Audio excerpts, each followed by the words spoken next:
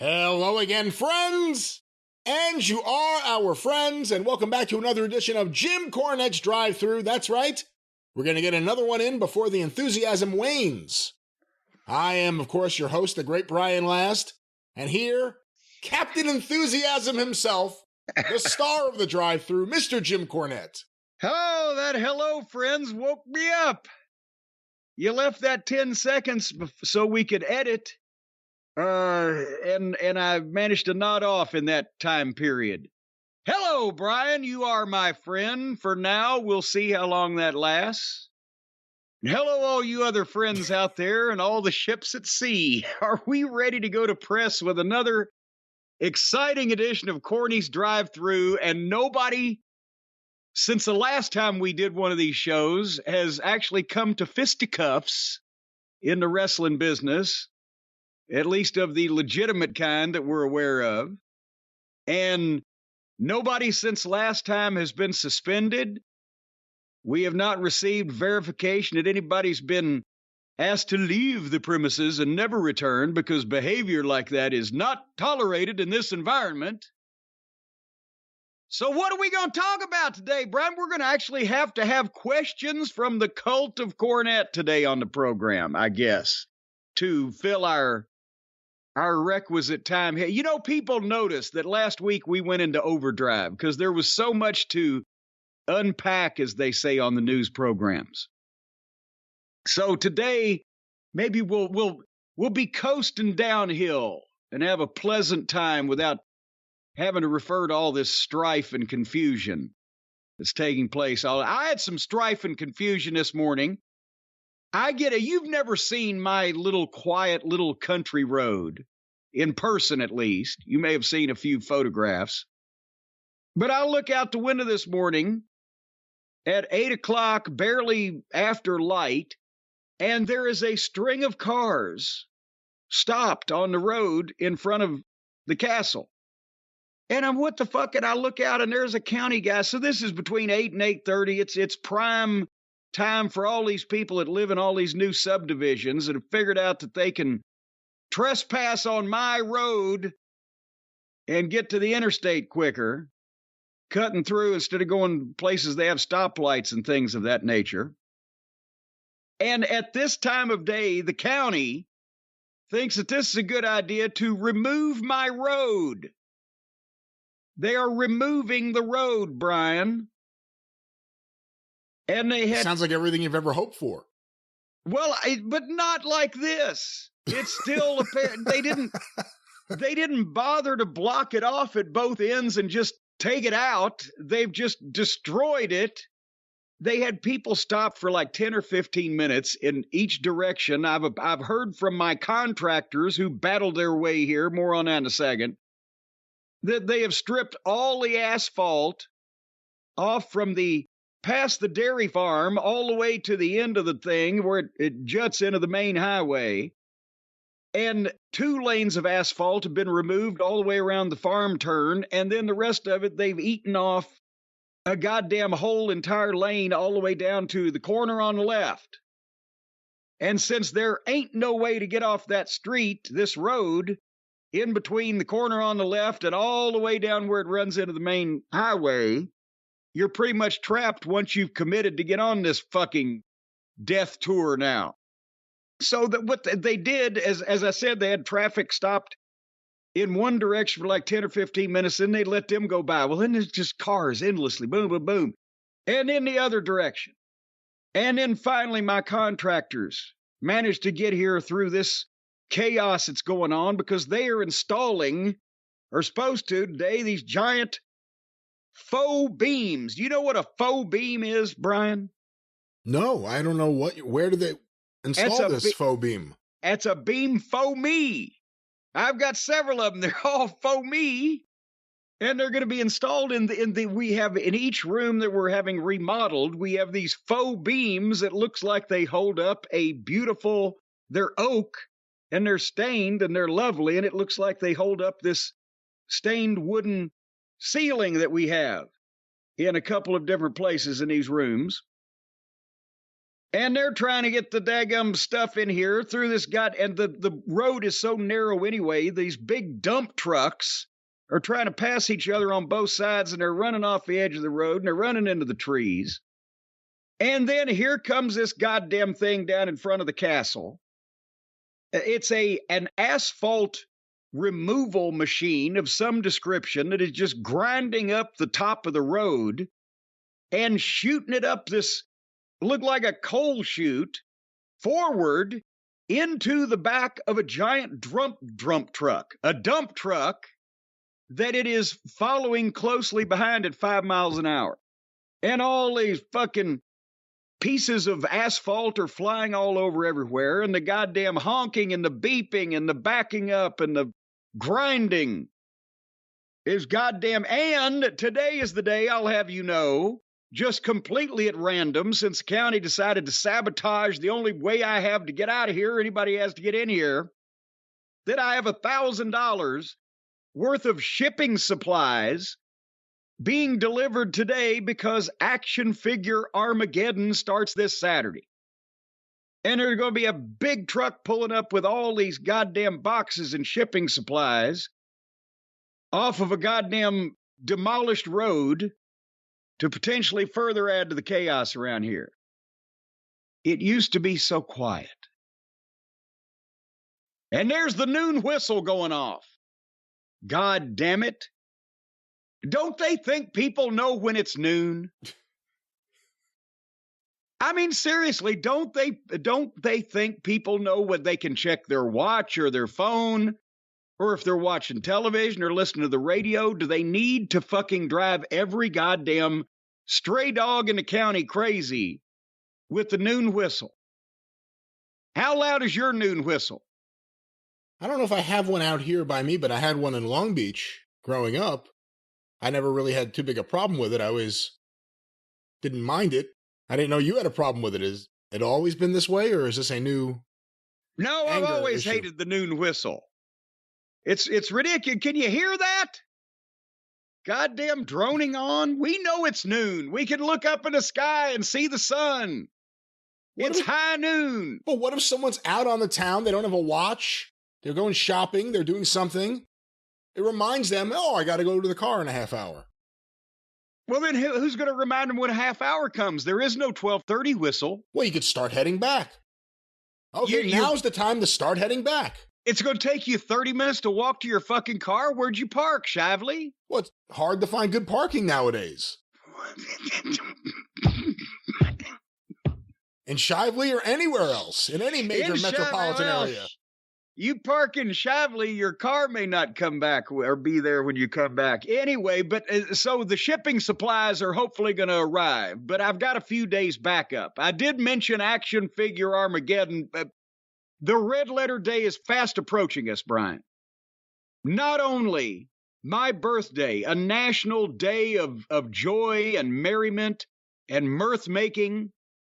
They're going to be making mirth the likes of which you've never seen before this Saturday, because not only is it the celebration of my birth 61 glorious years ago, but to add to the smiles that we're going to put on people's faces this weekend, you're going to have to wipe them fucking smiles off with a sandblaster, ladies and gentlemen. The brand new Jim Cornette action figures, never before seen, all new designs, go on sale at jimcornette.com this Saturday, September 17th at noon Eastern time. And Australia and New Zealand, you're welcome to jump in this time. I believe we've straightened out the mail situation over there. But everybody can join in, Brian, in not only the perfect marketing strategy. You buy me a birthday gift, which is buying an action figure. You get a free action figure. It's amazing. But not only that, but all kinds of people will be able to participate in this and get their action figure before Christmas, because as we know from the past, that's about how long it's going to take me to sign and send all these out. But once again, ladies and gentlemen, the 1993 Raw debut variant of me in my pink and red suit that was so beloved by the fans comes complete with glasses, microphone, racket, and I will sign them in any way that you desire. There's less than 1,500 of those signed action figures going on sale at JimCornette.com, and then they're done. We're not remaking them. But if you miss out on one of those at the same time, going on sale is the Santa Corny variant, which comes with glasses, microphone, tennis racket, and a jaunty, sporty Santa cap on my jaunty, sporty head, which they have captured in plastic and hand-painted by Chinese artists. Sound like I'm selling collector plates now, don't I? So anyway, and I can sign those either Merry Christmas or Bah Humbug or anything else you want, and there's less than 1,500 of those, and we're not remaking these. Now that we got it right, I was missing the Santa hat and the beautifully hand-painted handkerchief in my jacket on the last Christmas variant, so we changed the whole thing up. You can see them right now. Banners on the front page at JimCornette.com, but they go on sale Saturday, September 17th at noon Eastern, and again, tremendous opportunity to get me a birthday gift, as you've always wanted to do, and get something free for yourself. You buy an action figure for me for my birthday, and I will send it right out to you. Brian, I'm telling you, you're scoffing at me, but this is one of the great marketing campaigns of all time. Everybody prospers. All right, well, we'll see if the listeners prosper today. Well, boy, can we give you a shot of adrenochrome or something to fucking jack you up today? You're still tired from last week, aren't you? I'm in fighting fit, as Bobby Fulton used to say, fighting for air and fit for nothing. But I'm ready to go today. And now we have no reviews today, so this is the first in a while. Yes, so maybe we'll have a good show today without these wrestlers to interrupt us. I'm looking through some questions here. This is the first time I've gotten the questions within like 20 minutes. Have you gotten out of practice? You've lost it's been the a while. ability to practice. Do you know what today is, by the way, also? Today is the 50-year anniversary. It was 50 years ago today, the release of Me and Mrs. Jones by Billy Paul. Did you see this on Twitter earlier? You know, I did not see the headline, but I saw a Billy Paul video, the one video that always plays whenever anyone talks about Billy Paul. Yes. I saw that video, so I didn't realize the connotation, I guess. Me Oh, God. and Mrs. Jones. We got a thing going on. Hey, let me ask you a question, because we both know that it's wrong. you do this to everyone. But it's much too Oh, God. strong. Come on. To let it go now. What did you say? What I was going to We say. meet at the same cafe. No, go ahead. What were you saying? I'm sorry. I was lost in the groove. Do you think nowadays he would use Adult Friend Finder?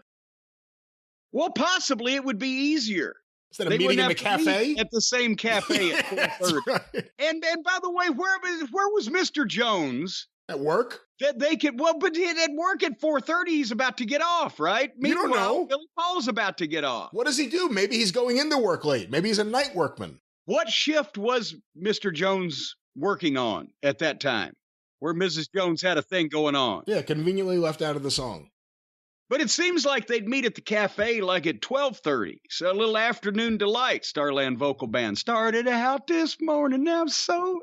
You see what I'm saying? How bad do you think she is? Do you think she walks her husband to work and then before she goes home just goes to the cafe? Walks her husband to work? What is it? What is I'm picturing does he need help finding it? What do you It's like, has he got to stop and piss on a fire hydrant on the way? No wonder she's fucking around with Mr. Jones. He's incontinent. Hands him a bagged lunch. Gives him a little kiss on the cheek and That's says, what I'm saying, yeah. okay, Mr. Jones, you be home. Have fun at the mill. I'll be at home doing nothing. No. I don't, well, you know, we need more information. Billy Yes. Paul should have done a sequel song. Or an answer song, as they used to call them back in the old days. Well, maybe after this AEW drama that we could have a second investigation into Billy Paul and Mrs. Jones and, in fact, Mr. Jones. But my question... Do you think that Yes. Mr. Jones ever hired a private investigator, a third party to follow Mrs. Jones around, potentially Billy Paul as well? There is nothing in the song that indicates that Mr. Jones was privy to any of these goings-on. Well, whether they were doing it in the privy or the cafe, wherever they were meeting, still, I think if he'd have hired an independent third-party investigator, we would have a report now. At least he could have cleared who the innocent parties were. Yeah, I think the guilty party is the guy who wrote the song, and he's singing it. I know he says he's innocent, but listen to what he's saying. What I was going to ask you. We both know that it's wrong, but it's much too strong to let it go now. All right, listen. Listen. Oh, you're going to rap for us now, Max.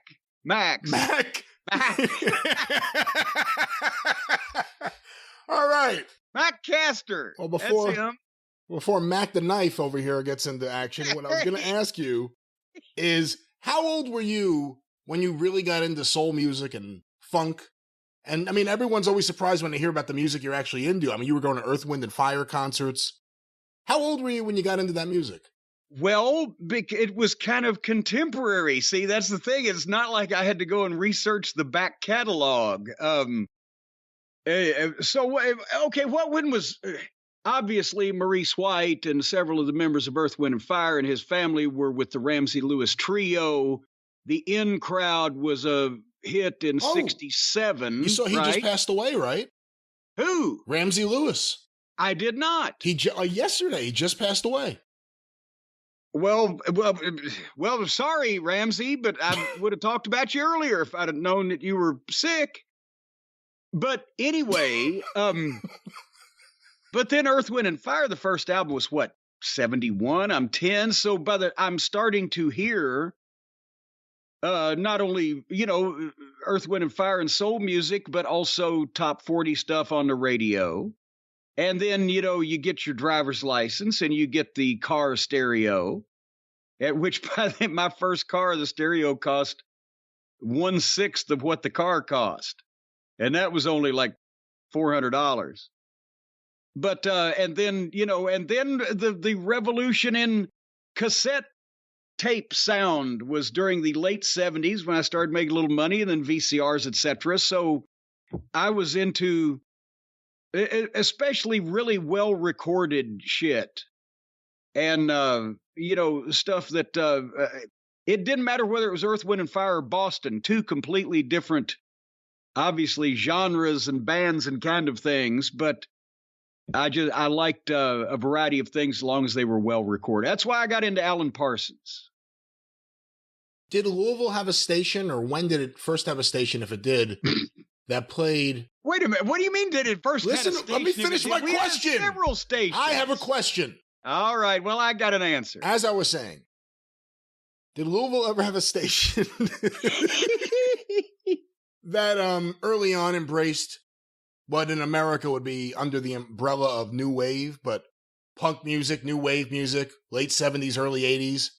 Was there anything locally that, took that on, or was everything just straight ahead, top 40 rock and roll? If they did, and this would be 40 years ago, I wasn't listening to it, so I don't remember.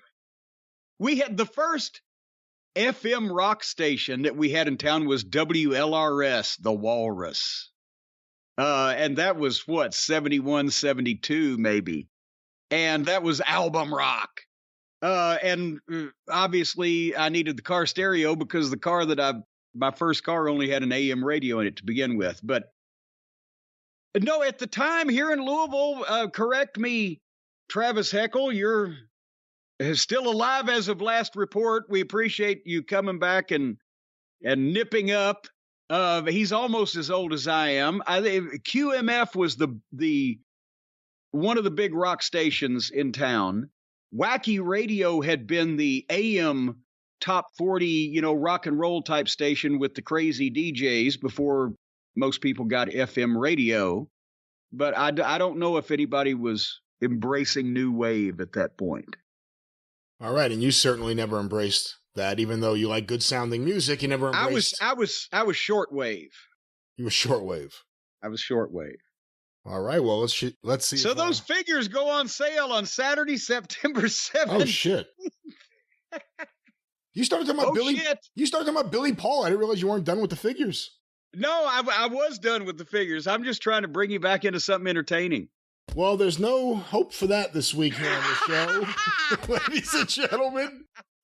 But let's see what we can do. This fucking chair. Now this chair's really pissing now me wait off. a minute. Hold on here now. I thought you threw the squeaky chair out the window months ago before you moved into the brand new enlarged last manor.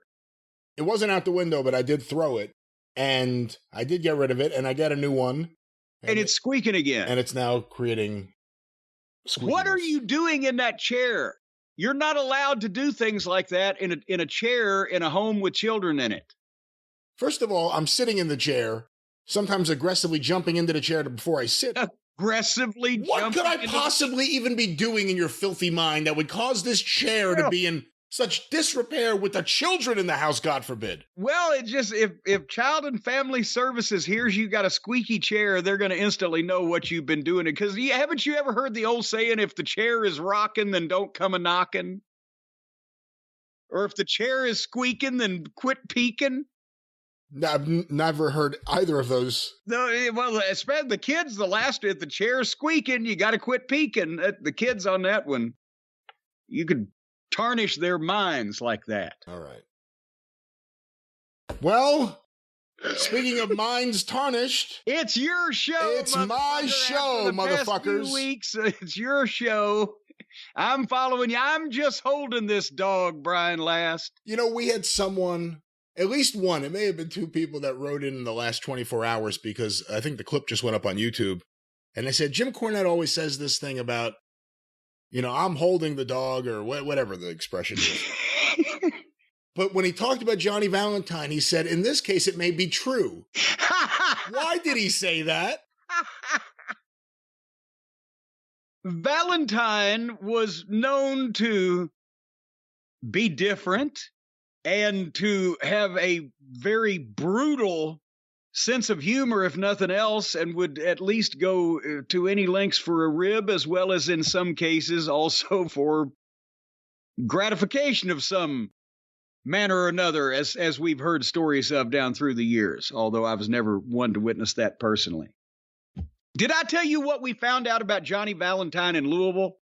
I don't know. I'm afraid. What animals do you have in Louisville? No, it actually, part of it took place in the shower.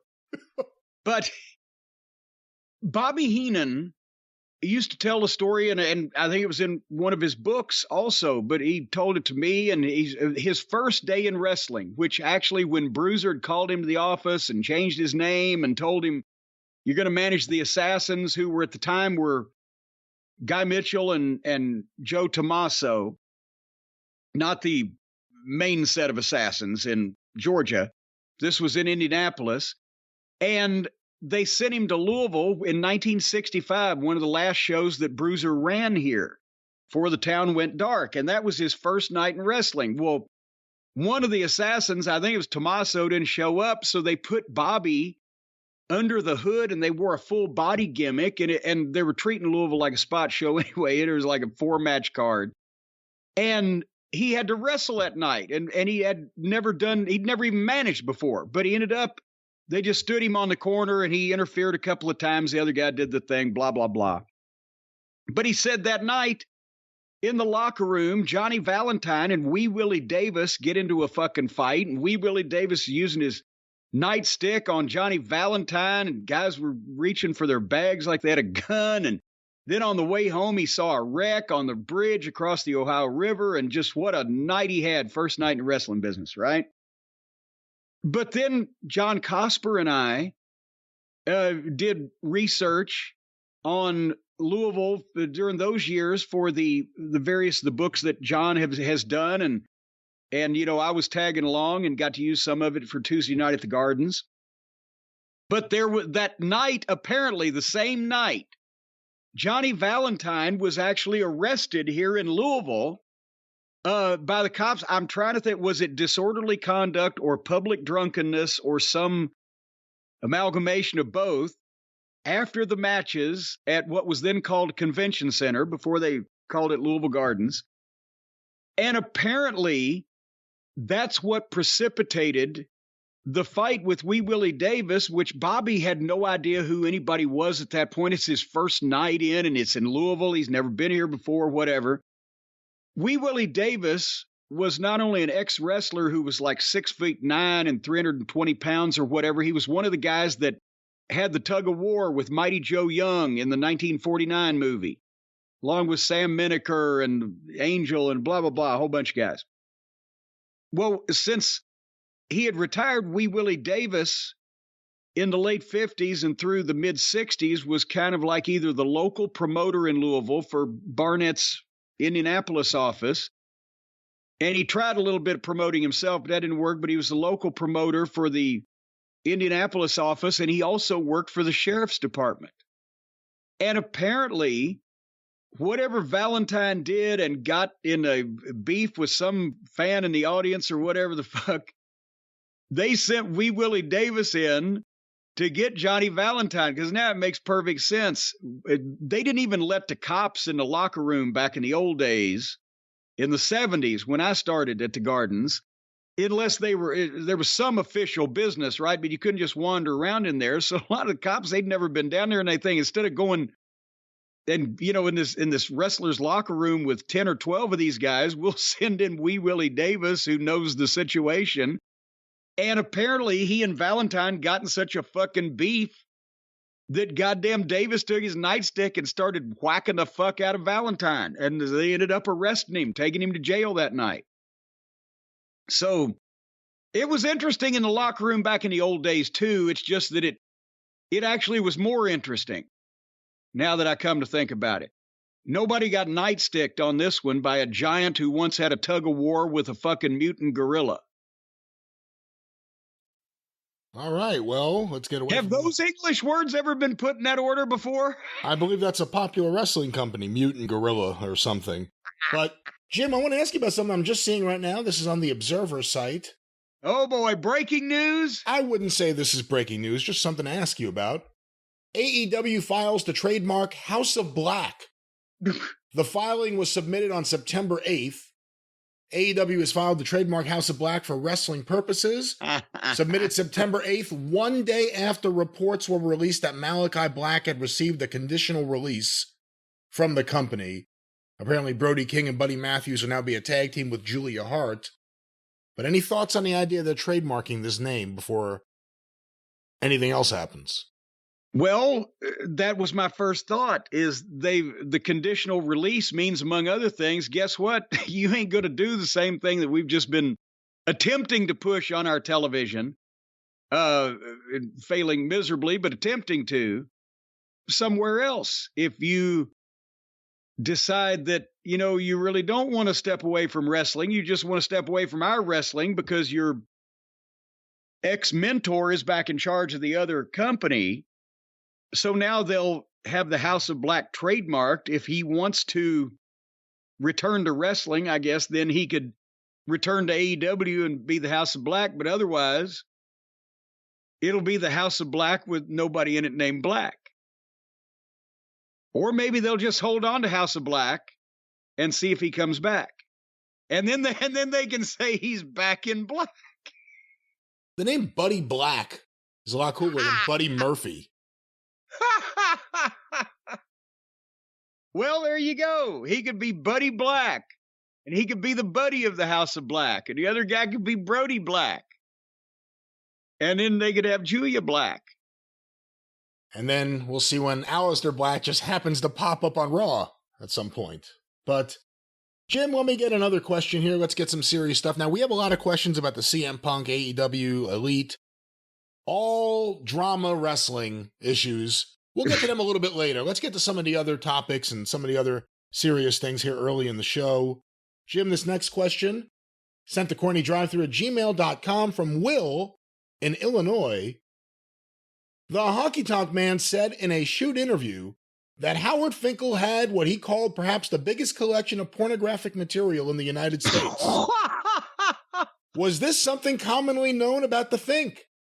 Also, any other people in the business known to possess a copious celluloid compilation collection? Also, Any chance this makes a future episode of WWE Most Wanted Treasures? Track down Finkel's porn. I honestly have never saw Finkel's collection. I have a hard time believing that even 25 years ago it could have rivaled mine, but nevertheless, we'll give him that. How did word get out? Did he like to come up to guys and just talk like, hey, did you see Cafe Flesh? No, actually, I mean, I can't sit here with a gun to my head and say that Finkel never referenced a fucking X-rated video to me, because, I mean, who hasn't at various points in their life? What? I'm serious. Who hadn't at some point in their life been talking about, fucking this Vanessa Del Rio flick one time in the 70s or whatever. In the 70s, yeah. Or the moderns, I mean, Stan Lane and I were guests in the Vivid Video warehouse in the 80s, and Steve Hirsch would just say, just pull down whatever you want. So one time I had to have them boxed up and shipped back. I couldn't take them all on the plane. But you're talking about movies, right? Yes. Okay. No, I would have bought them plane pull whatever you want down and take it. No, the Vivid girls were ticket worthy. You wouldn't have put them on a bus. No, the ones you really liked, you always bought a plane ticket for. But anyway, we're talking about going the late Howard Finkel. Yes. But at some point in any adult's life, they've talked about or made a joke about an X-rated movie. Is what I'm saying to you. There was no. At the time that I was working with Finkel, there was no porn on the internet because there wasn't really any fucking internet to speak of. It still looked like fucking Pong graphics when you got on whatever it was back then. But anyway, so I don't know this, and I've not honestly heard this be a large subject about talking about Finkel. I've always heard about his collection of vintage music, and he was a fucking oldies trivia just bulldog. He could bowl you over with oldies music trivia. As a matter of fact, that's one of the things that we did most often, because I was the only other one in the office at one point that he could talk to regularly that could compete with him in any appreciable way, and he was still better than me. But nevertheless, I don't know about this giant pornography collection of Howard Finkel's. Would you imagine that his smut collection is purely videotape, or do you think there'll be a large magazine collection as part of this smut collection? Well, if it was that large, and this was, gosh, when would Wayne been around? Honky been around him last? The early mid 2000s at best. So, but how would Honky know too? I mean, it's not like was it like, hey, come over? They were talking about it. Come over and take a look. Behind the curtain. I don't know if he'd asked Finkel, hey, Fink, have you got, thousands of porn magazines and videos? Maybe he said, I don't know how that would have come up, but things come up between adults. I just wish I had a copy of New Wave Hookers. I have one.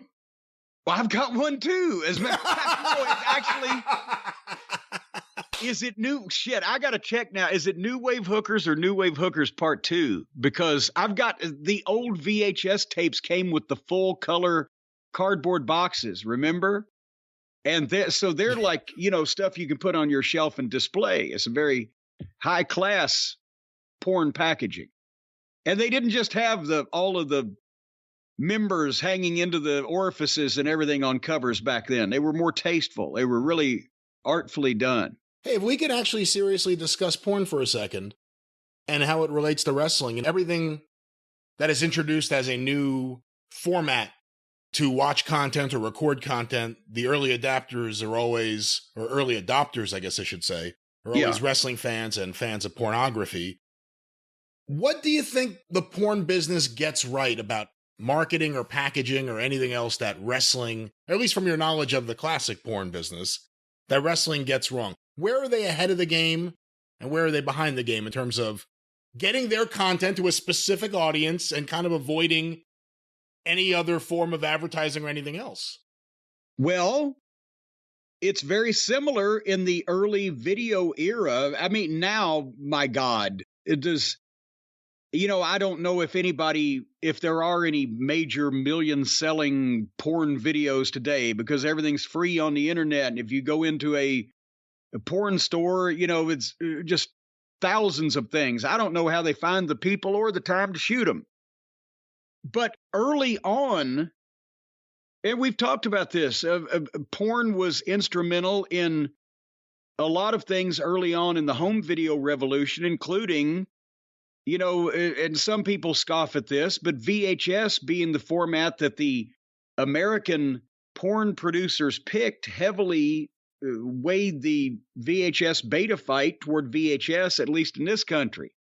And in Japan, beta was 10-1 the most popular for quite some time. But maybe the Japanese tentacle monsters, I don't know what their porn industry was like early on. But think about this.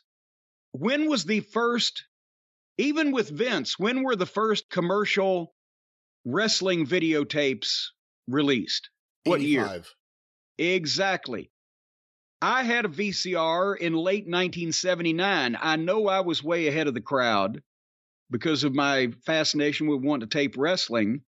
But by 1981, 1982, there were tons of Hollywood movies readily available on video, and more people were getting VCRs, and they were coming down in price. And by 83, 84, there were video stores, at least as I remember, about that time frame, except in Louisiana. They were about 20 years behind the times. And wrestling did nothing. And Jerry Jarrett in 1983 was still recording over not only the tapes of the matches that he taped at the Mid-South Coliseum that never made TV and would have been the first thing that I would have minded to do video releases, but he was taping over the goddamn television show still. And so were the other promoters, most of them. Graham saved everything. Vern saved everything. Obviously, Vince and Vince Sr. But, that was few and far between. So wrestling really, porn was one of the first things you could get to stick in your VCR. But wrestling lost out on like 5 years of that, 2 or 3 years that they could have been making money, and 4 or 5 years to compete with porn. I know more people like fucking than wrestling, but still, the point is that the wrestling promotions were all, even Vince was all late to doing anything on home video. And then the first home video was not a WWF project. It was the PW Insider tape they did, right? That's Lords right. of the Ring. Yeah, Jeff Otto. I wanted to ask you about something, though, and you're right. And I actually have, I was able to get all of the original run of VHS, WWF, and Coliseum Home Video, and then those things, like Lords of the Ring, and then there were those videos that came out with Mid-Atlantic squash matches. I mean, there's all sorts of weird early video releases. But if we're going back to when you first got VHS, let's say 1980. 1980, there was porn available on video, correct? Correct. Wrestling, when Vince McMahon gets his deal with Coliseum in 85, he's going national. So if him or anyone else did something in 1980, it was still a territory system. Now, maybe you can make a deal. It's not crazy to think at that point you could still make a deal. Hey, I'm doing this video thing. If we include you, we can make some money. Let's split it, advertise it on your show. You never know. But if one of the promoters actually wanted to do that and release wrestling content in 1980 or 1981 commercially on VHS, obviously the price was sky high at that point, but because it wasn't national yet, would it have sold and where? Who could have done it? Who would have had an audience that would have been able to purchase it or would have purchased it yet? Well, here's the thing. In 1980, maybe nobody, because there were so few people with VCRs. But as it started to grow exponentially, you mentioned the price was ridiculous. And not only for 2-hour porn video, VHS videos, but also Hollywood videos, any major motion picture release, whatever. A 2-hour VHS to buy it in those days, early 80s, was literally between $79 and $99. Yeah, right? when I was a kid, my friend's dad got a Return of the Jedi VHS, and I think it was $89 at that point. Yeah. And that lasted for a couple of years until people started figuring out that they could buy more than one VCR and make copies of things. And then they came up with Copy Guard, where you couldn't copy a VHS tape onto another VCR because the signal was somehow scrambled. But then they came up with a Copy Guard eliminator. It was like the Fuzzbuster, right? And I had all this shit. But the point is, if you were taping off television, it was free. And if you bought 2 VCRs, then what it cost you to make a copy tape was whatever the blank tape cost. And we talked about this, the 79 and 80, you had to go to the mall and they were $25 a piece, but then you could order from New York and get a case of 10 and it got down to $12 or whatever. Point I'm making is wrestling has always been a business that figured out a way to do shit on a shoestring. And in hindsight now, yes, the major movie releases and the porn was $89 because there was duplication and then there was fucking packaging and then there was goddamn, probably all kinds of fees had to be paid between the studio and the production, whatever. And then you got to retail a thing in stores. But I know for a fact you can do this because we were doing it in Ohio Valley Wrestling in fucking 2001. Danny Davis bought 50 or 100, I can't remember how many he had at one point in time hooked up, cheap at the time VCRs that were down to $99, and had them wired up where they were all slaves to one master unit, and he could make multiple copies of our TV tapings on VHS in an hour, right? Run it once and you got 50 or 75 or however many he had wired up copies.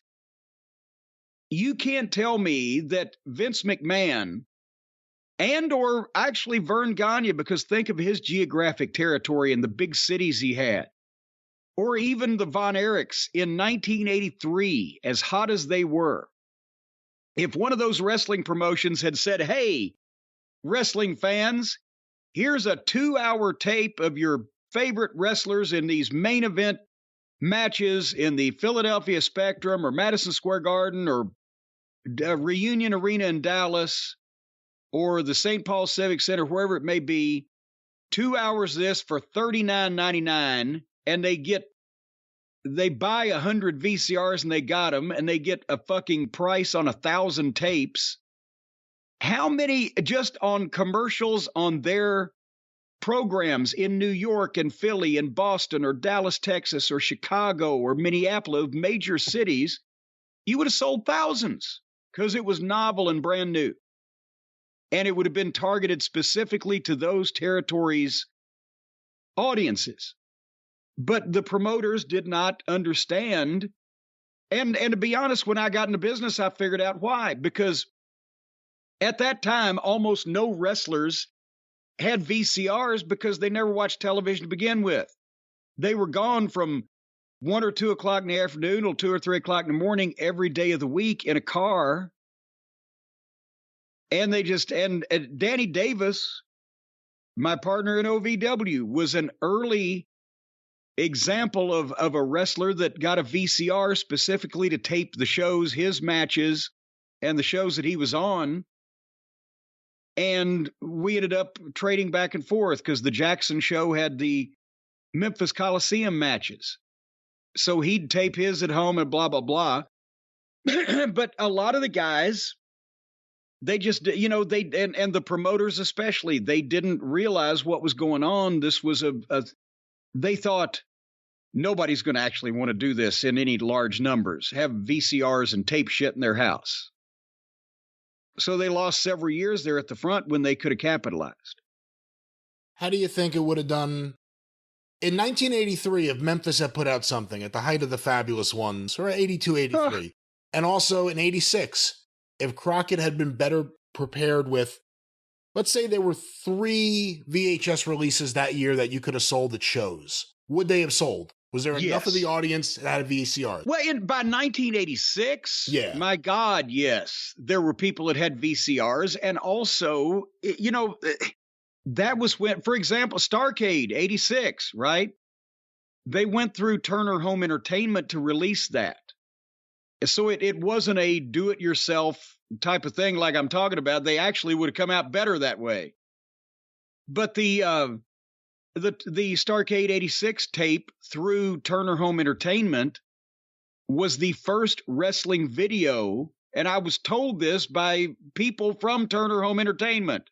So it wasn't like there's, that fucking Vince, they don't fucking know. Said this is the first wrestling video to go gold. And Vince had done a few at that point. That was our first one. And that's why, you know, we were supposed to get royalties. And for about a year and a half,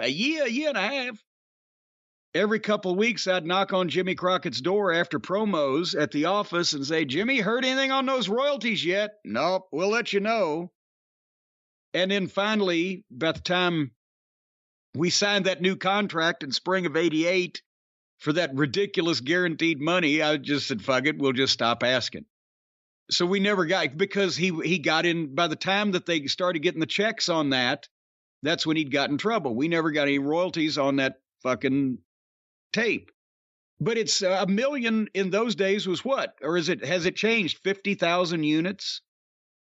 I'm not sure how many units. I can look it up. But again, that would have not been on sale until 1987. We're 87, talking about a little bit before that. Yeah, well, and that's what I'm saying. When the as hot as the Rock and Roll Express were, as hot as Dusty and Magnum were, the Road Warriors or whatever, if Crockett had just done a compilation tape and sold it through mail order, through spots on his televisions only where he already had commercial time, the Rock and Roll Express fan club generated 7 figures.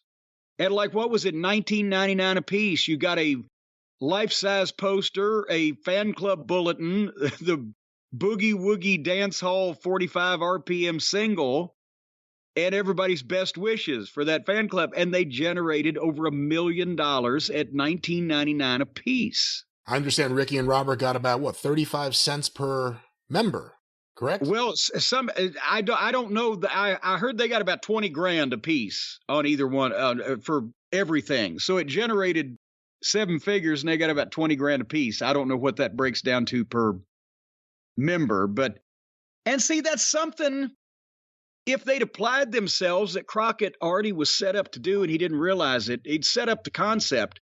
The way that they duplicated their television shows, and this is primitive as fuck, but remember, this is 40 years ago. And it actually is a way that, you know, small budget promotions operated like this in-house up until the time territories went away, and OVW did after that.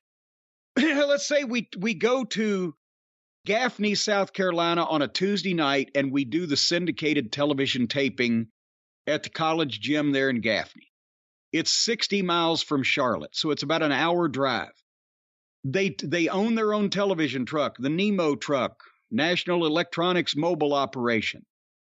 They drive the truck an hour down to one of these high school or college gyms around Charlotte. They set up the lights. They wire everything. They run the cables. They shoot 2 hours of television, NWA Worldwide and NWA Pro. And that goes from 7:30 to 10 o'clock. And each show, they roll live to tape. And, you know, if they're going to put a VTR in, they roll it in the truck. They leave black holes for the commercial spots and for the local promos. Then they drive the truck back to fucking Charlotte. And they park it back behind the office at Briarbend. And they take the 2 master tapes in. And remember old Leonard, the guy that did the night work there that alerted me that they were throwing away the entire film archive of Mid-Atlantic Wrestling when Turner Broadcasting took over and bought everything. Leonard would put the daggum tapes on, and I don't know how many they could make at the same time, and this was the old 1-inch video reels, right? So you can imagine, you got to fucking unroll those and put them on the spool and fucking zabada and get them all synced up and everything. And then he would hit the button and they would make multiple duplicates of that master tape at one time. And then he'd do nothing all night, but just run them back and copy the tapes over and over.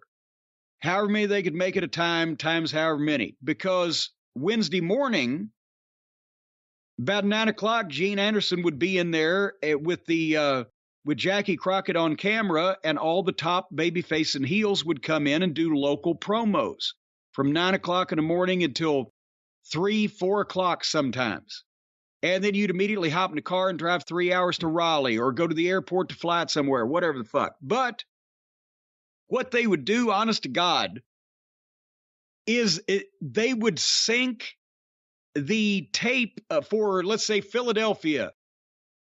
We got local promos to do for Philadelphia because we got a show coming up at the Civic Center. So whatever tape was going to the TV station in Philadelphia, they would reel it up to the exact point of the babyface interview segment that needed to be inserted.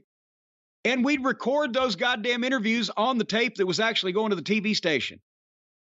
And as soon as we did that interview, then they'd jump ahead to the fucking heel segment in between segs 5 and 6 or whatever. And they'd do the 2-minute and 28-second interview for there. The interviews were 2:28 because they left a second to get in and a second to get out. Elsewise, they're rolling over fucking program, right? Once that the Philly interviews were done, that tape was done, they'd stick it back in the case, put a label on it, and whether Klondike Bill or Bunk Harris, whoever the fuck that day wasn't going to get chicken at Price's Chicken Coop for lunch, they would take the tapes to the bus station and put them on a bus to the television station in the city that was going to air it that weekend. So it went out on Wednesday evening and it got there on Thursday because back then, Brian, what year did Federal Express start? Oh, I'm not sure. I couldn't tell you. I bet you there was no Federal Express in 1986, if you want to look it up while I'm rambling. 86? I would think there was. Hold on, let me check. Oh, well, just see. But the point is, they had been doing that. A lot of promotions did it. They would put posters and flyers for sponsors in small towns. They'd put them on a bus in those days. They'd put the TV tape on a bus.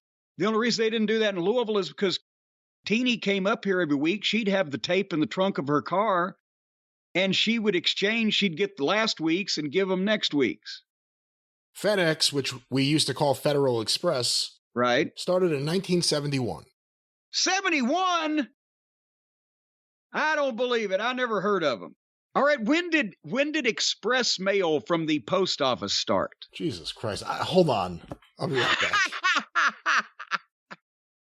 Well, anyway, and they used to have a thing also called Delta Dash, where before these overnight services were just common in every city in America, like if Flair forgot his belt or something was needed from the home base for a pay-per-view or earlier than that for a TV taping or whatever the case, there's been many times that the NWA belt would be Delta dashed to a location, meaning somebody where the belt was.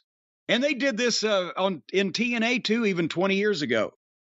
Somebody left the belt, but wherever the belt was, they would take it and put it in a box and take it to the airport, and they would put it on a Delta plane. And back then, 40 years ago, the plane tickets cost basically the same thing they do now. Plane tickets, for whatever reason, haven't gotten appreciably more expensive, probably because it's more miserable to travel. But you could Delta dash something for like $99 and it would go on a plane and somebody had to pick it up at baggage claim at the other end. And sometimes every once in a while in an emergency, a TV tape would go that route also. But nevertheless. An update here. Special delivery was transformed into express mail in 1977 and priority mail started in 1968. I would not have thought those things were that old. But nevertheless, that's what they would do is they would roll these interviews into the actual tape that was going to the TV station that weekend. There was no post-production per se in terms of, okay, we're going to shoot all these interviews and we're going to slate them and then we're going to go back and insert them into blah, blah, blah. No, that's why That's another reason why the local interviews for most territories, and even Crockett's, as big as he was, they don't exist anywhere else except in tapes of the television program that aired in that specific market. So when you see these local promos with Tony Schiavone and the orange background or sometimes the blue background they had, and the Chiron, tonight Charlotte, tonight Greenville or Chicago, whatever the case, from Crockett Promotions, that has to be off the actual air broadcast of that television program that weekend because they didn't exist anywhere else. But what were we talking about? We were talking about Howard Finkel and his love of pornography. Howard Finkel and his love of pornography led us to a 30-minute dissertation on video and wrestling. But yes, so that's the point I was going to make, thankfully, now that I've beat around the bush and remembered it. Crockett was already doing a mass duplication, in effect, of his in-house of his TV programs. If he'd applied the same thing to putting together a home video and just bought the VCRs and done everything there at the office himself, there were thousands of people in these buildings every night. If they just sold 25 tapes that they made $20 on every night, right? There's $500 times 7 nights a week is $3,500 times sometimes 2 shows per night most of the time. There would be so, and then every week. And that's if you sold 20. What do you think in Greensboro? There's 8 or 10,000 people in the Coliseum, and here is the Best of the Road Warriors for $29.95. How many of them you think they would have sold when there was no other wrestling tapes on the market to compete with it in stores at that time? And if you got wrestling tapes, you had to get them from people that actually fucking traded them to you. If when the Rock and Roll Express first came in '85, if there had been a compilation video and probably half hour at the most, and again, sold at a competitive price for the time, were there enough girls that would pay that money to get it? Good God. The $19.99 fan club grossed over $1 million. So if you could have just taken a video of Robert Gibson's dick and sold it for $50, you'd have had a gold fucking release just from the girls in the Carolinas. As a matter of fact, just sell one to every girl in the Carolinas that had seen Robert Gibson's dick, and it would have gone gold. I'd like to say hello to the Gibson family if they're listening today in Pensacola. Happy that. Or Pepsi Cola. This girl that used to send me clippings and results from Knoxville back in the mid-'70s. She loved the Gibson brothers, right? And then they left the territory, and it was announced on TV that, gone back home or whatever. She wrote me, said, yeah, they've gone back to Pepsi Cola, Florida. Well, it was right down the road from R.C. County and Orange Knee High Way. RC Cola is the most disgusting shit ever. But listen, you're laughing about this whole ordeal. You're laughing about this whole ordeal. But this young woman obviously missed her Gibson brothers. And perhaps out of that loss, she needed someone to speak to. If she was a listener of this program way back in the mid-'70s, she would know that there was someone that she could speak to. If she was listening to this program in the mid-'70s, she had a time machine because this format was not created. And actually, you were only a gleam in your father's eye at that point, as Mother Cornette used to say. But I'll tell you what, here's the problem, Brian. Here is the problem. A lot of people, and this goes for the wrestling business and it goes for everybody personally out there. A lot of people get stuck focusing on problems instead of solutions. How can we correct this situation? How might it go better with a different outlook or a different approach? Or what can we do to be proactive to make this thing better, alleviate whatever crisis it may be?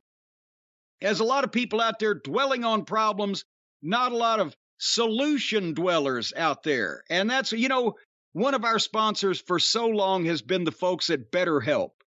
And they're experts in communicating and communication. And it can be tough to train your brain to stay in the problem-solving mode when you're the one that the avalanche is coming down off the top of the mountain. It's landing on you. So therefore, sometimes you need to talk to somebody, bounce some ideas off someone, or have them suggest things that may make your situation better. That's what therapy is. And that's why so many people have benefited from talking to somebody at BetterHelp. They unload their stress and kind of heal emotionally. They get help with anxiety and depression from somebody else's outlook that may be focused on a way to make things better instead of the things that are going wrong. As a matter of fact, now that I've said all those things, I think we ought to, you and I, Brian, go in 50-50 on a subscription for all the folks in AEW for BetterHelp. But in the meantime, for the Cult of Cornette listeners out there, if you're thinking about giving therapy a try... Why do we have to pay for that? Well, now that I'm thinking about it, we should still be charitable to the folks at AEW because they're not long for this world, heaven's sake. Anyway, the folks at BetterHelp are convenient, accessible, affordable, and the whole thing is conducted entirely online, so no messy going out in an uncertain world and potentially contagious diseases flitting around about out there. You don't have to mess with any of that. You can get matched with a therapist after filling out a brief survey, and you can switch therapists anytime you like. So if you want to be a better problem solver, therapy can get you there, and the fine folks at BetterHelp.com/JCE can help facilitate that. And if you go there right now, you'll get 10% off your first month's services. BetterHelp, HELP.com/JCE. Solve the problems. Don't dwell on them. Solve them. Tap dance on them. Do a Tennessee two-step on those problems. Those problems will not know what hit them. Well, Jim, let's power on here with the drive-thru. Our next question, sent to CornyDriveThru@gmail.com, is from Sarabian Ross. Wait, what? What? I believe that the would be Arabian Nights. What did you just say? Sarabian Ross.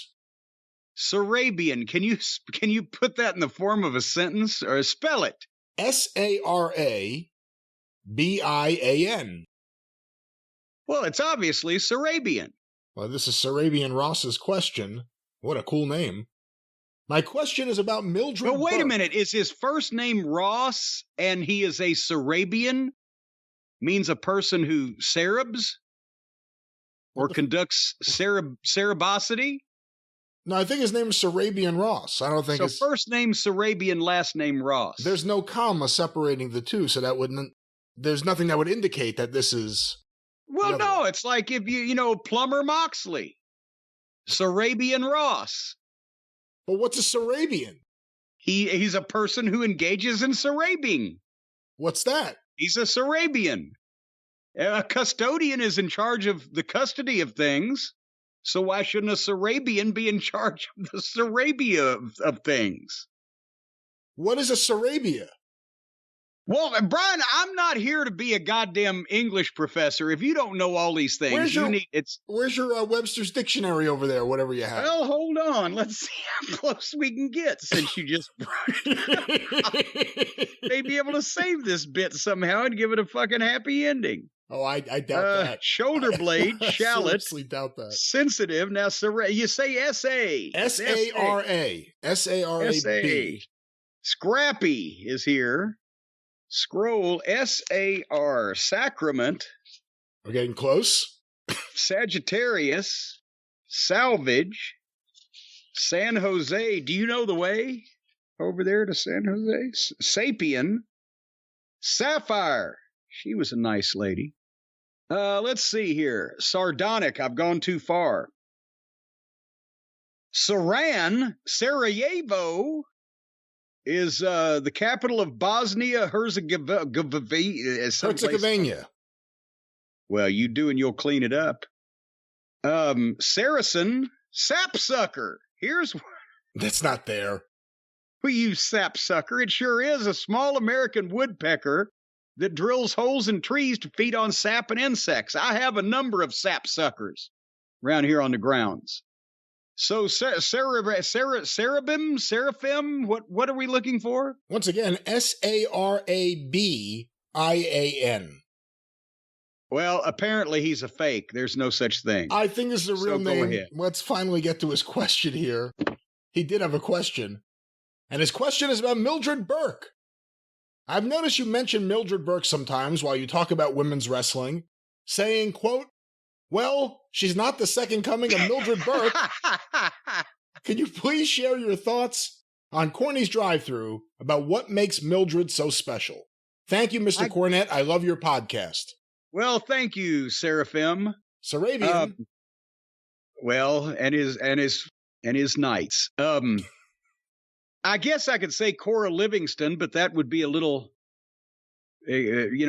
obscure for the modern day audience. Mildred Burke has had a resurgence in popularity thanks to the NWA naming a tournament after her and et cetera, et cetera. No, it's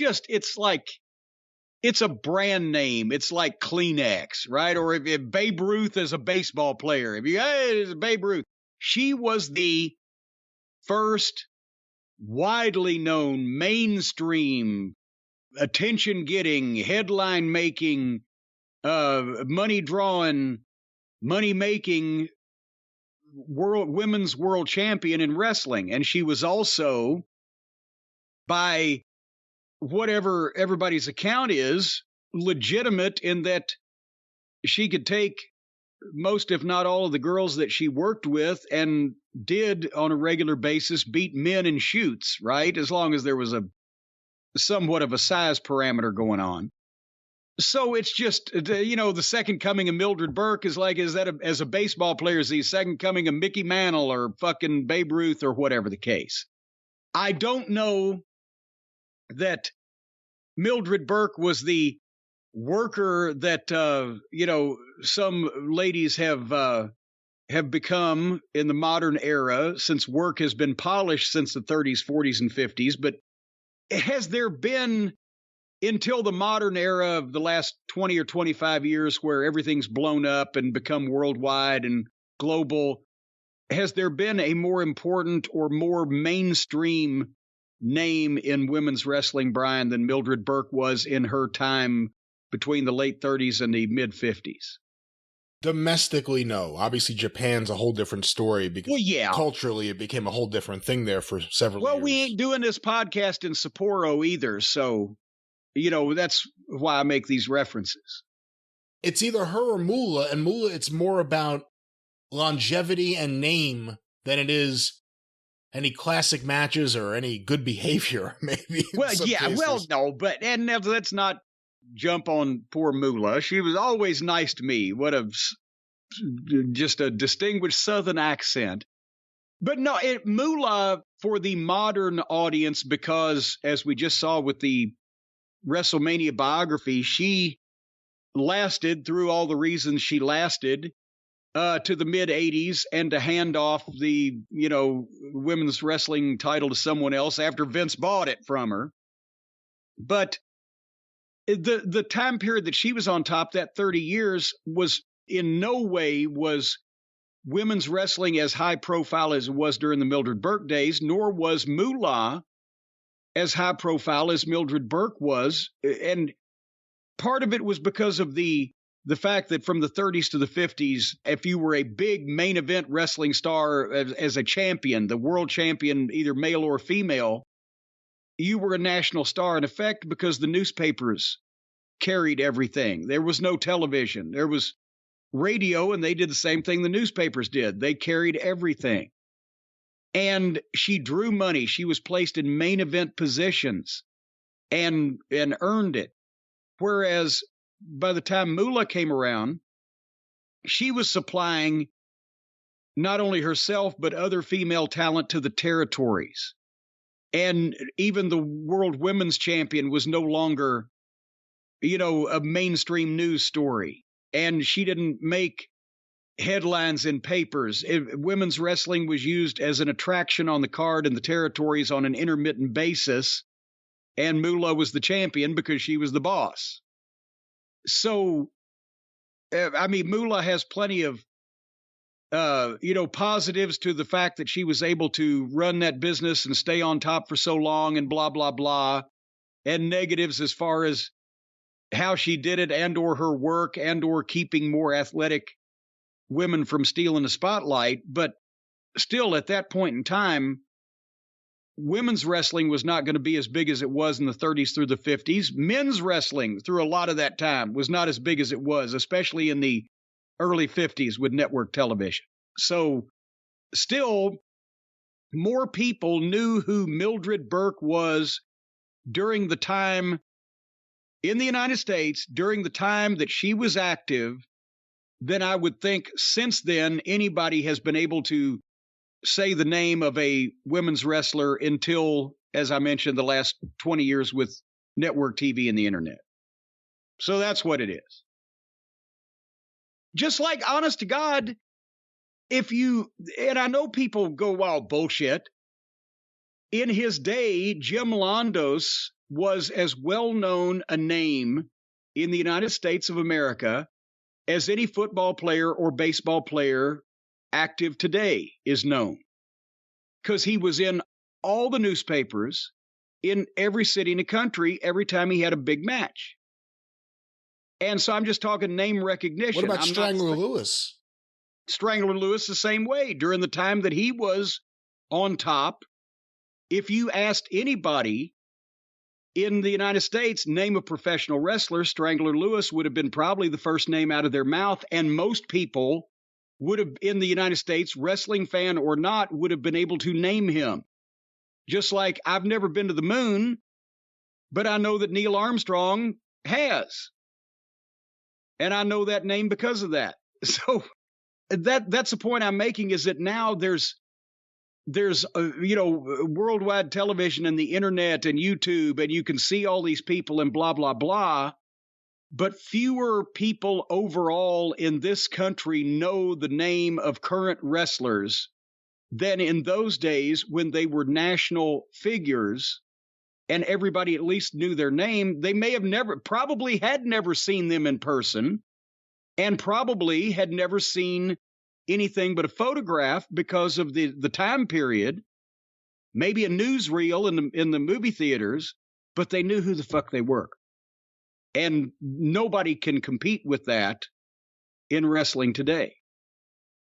All right, Jim, well, our next question sent to CornyDriveThru@gmail.com from Julian in London. How do you feel about AEW keeping Eddie Kingston's suspension quiet? Is it best if discipline like this is kept behind closed doors? Or does the punishment fall flat if no one hears about it? If the only punishment is being kept off TV for 2 weeks, it seems like that is happening to FTR on a regular basis. And that's the question. Oh, that was the end of the, okay. I guess he's saying that if that's the punishment, it seems like a lot of guys are getting punished. Then half the roster is suspended on a regular basis because they go away. We don't see them for weeks. And I get part of the suspension was secret until the guy that was suspended said, well, my suspension is up. And then, so they don't tell you when people are hurt, unless it comes out somehow. They don't tell you when people are suspended, because they've done that a couple of times now, unless the suspender or the suspendee, one or the other, mentions it out in public. I think it was kind of a token thing, because what the fuck is a suspension for 2 weeks off television in AEW when most people aren't on TV every week anyway, except Daniel Garcia? Can he please goddamn do something to get suspended for a week or two just so they can do anything without him? The Forrest Gump of fucking AEW. I mean, I guess they had to do something, because Eddie tried to pie face Sammy when Eddie met Sammy. But I mean, really, the other suspensions that we have been talking about over the last several days obviously are a little more serious and a little more legitimate. And I think this was just, well, Eddie, you can't be trying to pie face Sammy, so we're just going to leave you off TV for a week or two. Well, beyond Eddie Kingston. He might not have been on anyway. Beyond Eddie Kingston, the idea of suspending a professional wrestler, if the suspension is indeed a paid suspension and you're just sent home, or even if you're not paid and you're just sent home and you come back in a couple weeks, should it be announced? Is it something that should be said to the public? Whether it's Eddie Kingston or CM Punk?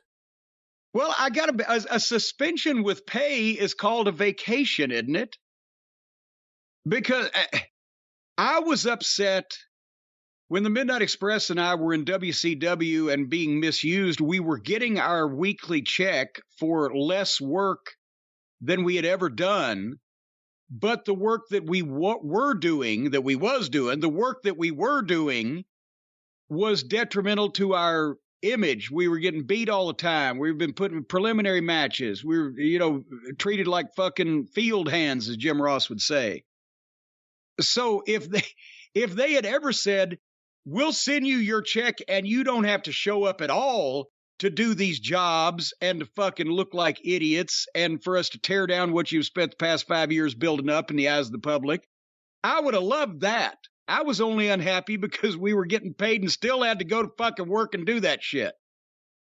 So if I understand everybody wants to be on television, but if you suspend somebody with pay, that's a fucking vacation. That's not punishment. So getting back to the question, it seems like if someone is being disciplined for doing something that, yeah, you kind of should have to tell people, well, so-and-so's being disciplined for doing something. If the thing that they did, they're being disciplined for, gets out in public. If it doesn't, I can see that being private. But then when the person that was disciplined is the person that said, yeah, they suspended me a couple weeks ago because I fucking took a swing at Sammy. Well, then that maybe he ought to be suspended for 2 more weeks for telling people that he got suspended to begin with, because nobody heard about the fucking deal until he died. So Kingston was, now that I'm working through this in my head, Kingston was punished for taking a swing or trying to pie face Sammy by being sent home for 2 weeks off of shows that he may or may not have been on to begin with.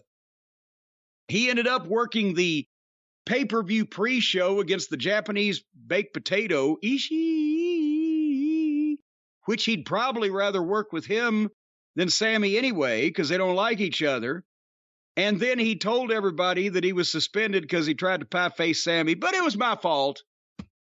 So I'm not sure what the punishment was there. I'm not saying they have to come out and say, okay, so-and-so, pissed in somebody's boot, and we had to suspend them for 2 weeks over it. Right? I'm not saying, if nobody knows that the boot was filled with piss, why bring it out in public? But at least the owner of the boot will feel better that the pisser in the boot got suspended over it. But if that's 2 weeks, what do you get for hitting one of the Jacksons with a chair? Well, now that's a whole nother time frame. Are we going to call him One-Eyed Jackson from now on? KO Jackson. Knocked out Jackson. Why is he squinting? It's just his face is half of it's closed up. That was Dennis Condrey's favorite interview line. When Dennis Condrey was a heck of a promo. He'd say, son, I'm going to take your face. I'm going to open what's closed and close what's open. Maybe you didn't like it as much as I did. Well, I'm sorry. I'm trying to find some questions here to entertain the many, many, many hundreds of thousands of listeners. Well, the time to do that would have been a couple of hours ago. You're probably right about that. But, Jim, here's one. I'm going to read you one, and then I'm going to make a comment after this. We've received several about this, or in this vein. This was sent to CornyDriveThru@gmail.com from Robert. What if it's this? CM Punk tells Tony before the scrum, dude, I'm hurt. I know it. I'm going to be out a while. I'll tick everyone off in the presser, make the EVPs and you look bad.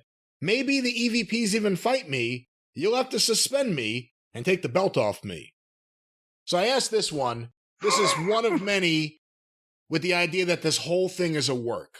So I wanted to ask you what your thoughts are about it being a work, and then I guess to show the brilliance of the mind of Jim Cornette, if it is a work, how do we put it all together? How do we deconstruct this? Okay, well, no, I ain't that brilliant.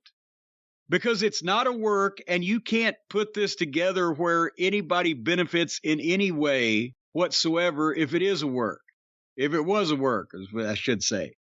No, again, from the Montreal screw job to whatever, everybody wants to think that everything in wrestling is a work because 98% of everything, or 99, or whatever the overwhelming statistic is a work.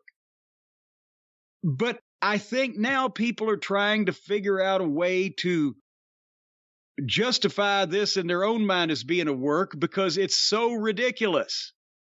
But that's the thing. Much as in wrestling, you can find a top guy and you can put him over and you can give him wins and you can give him TV time or whatever. But a superstar, the magic has to happen with the people. Right? You can push him all day long, but Stone Cold Steve Austin or The Rock has to happen because of the people. And generally, that's accidental. And you don't book it that way. Austin 3:16 says, I just kicked your ass. Or, if you smell what The Rock is cooking, because fuck you for Die Rocky Die or whatever. None of these things were intentional. The screw job wasn't intentional. It was seen as something that they had to get over with and get past, and now they can't get past it 25 years later. It's the biggest thing still they've ever done. So you don't book those things. And in the same way, anything this ridiculous in the wrestling business, I promise you, was not pre-planned by all parties. Now, some party may have had a thought, well, if such and such happens, I'd do this or whatever. But no, none of this was planned. Obviously, it was the most poorly conceived and thought out and implemented fucking work in recorded history. Let's play devil's advocate, okay? We have not seen any photos or anything of anyone with any injuries coming out of this fight. We've only heard stories about it. All anyone has is stories. What if this is all the build-up CM Punk and FTR versus Kenny Omega and the Young Bucks? What better build-up? The man behind the pipe bomb. The kids behind Cucamonga. I don't know what they're behind. They all get together. The 8-ball right now is what they're behind. The greatest work shoot of all time. What do you think? Well, and then you're giving... Guest referee Colt Cabana. Then you're given a number of simpletons involved in this credit for being able to conceive this and or pull it off. And also, again, for what business? I'm an FTR fan and I love me some Punk. And there's no way that Punk and FTR versus the Bucks and Olivier with Larry as special referee and Luthez is going to stretch the losers on pay-per-view. That still wouldn't draw enough money to make the goddamn justification for fucking up your world title picture, taking your fucking top stars out of your open of your show, suspending them, taking them off advance advertising of places they're going to be, taking statements, having attorneys burning up telephone lines. You could have Mega in a shark cage above the ring. Yeah, Mega in a shark cage above the ring. Special guest timekeeper, Topher. But then, you know what she's going to do? Every lawyer carries a ballpoint pen. She's going to drop the pen through the bars of the shark cage, and somebody's going to get stuck in the eye with it. No, it's not a work. Bless y'all. Please get hobbies. Unfortunately, this isn't a work. This is apparently as legitimate as now. The one thing what was the caller's name that asked this question? Oh, I actually don't have the email in front of me anymore. Well, okay, little Robert, little I think, McGee was the email. Tits McGee over there that asked the question. I believe it was Robert, not Tits McGee. Robert McGee or Tits Robert, I don't know, or Barack Hussein from the previous administration. Sarabian from the previous email. Well, there you go. I remembered it was something began with a B. Anyway, what I'm trying to say is I can believe that Punk, after that match, he's already bleeding. He's hurt some element of his arm. I've heard triceps is what we've heard now.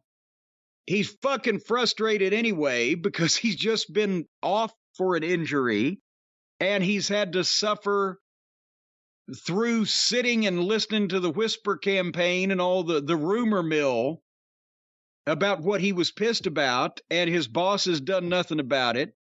And the only thing to make him smile is he's got a tasty muffin in front of him. And I would think that he probably at that point saw all of I'm going to try to say this with a straight face, the journalists. I wonder how many people in that room actually went to journalism school. I'll give Uncle Dave that. He went to school for it. He didn't go to the school of common sense, but he knows how to write. But I wonder how many of them went to school for journalism or how many of them just got free tickets because they're publicity machines. And he decided to say a few things that had been troubling him and get a few things off his chest. I can believe that much. That may have been pre-planned.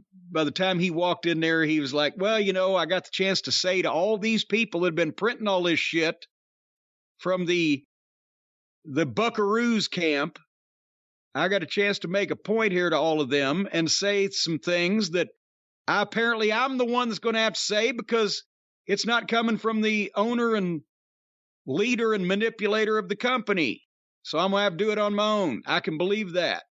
Otherwise, everybody else pretty much was reacting to what they heard. And if it's a work, where does it start? Does it start with Punk and Cabana in 2013 saying, hey, I got an idea. If a billionaire comes around in 10 years, we're set. It's all part of the plan, Smithers.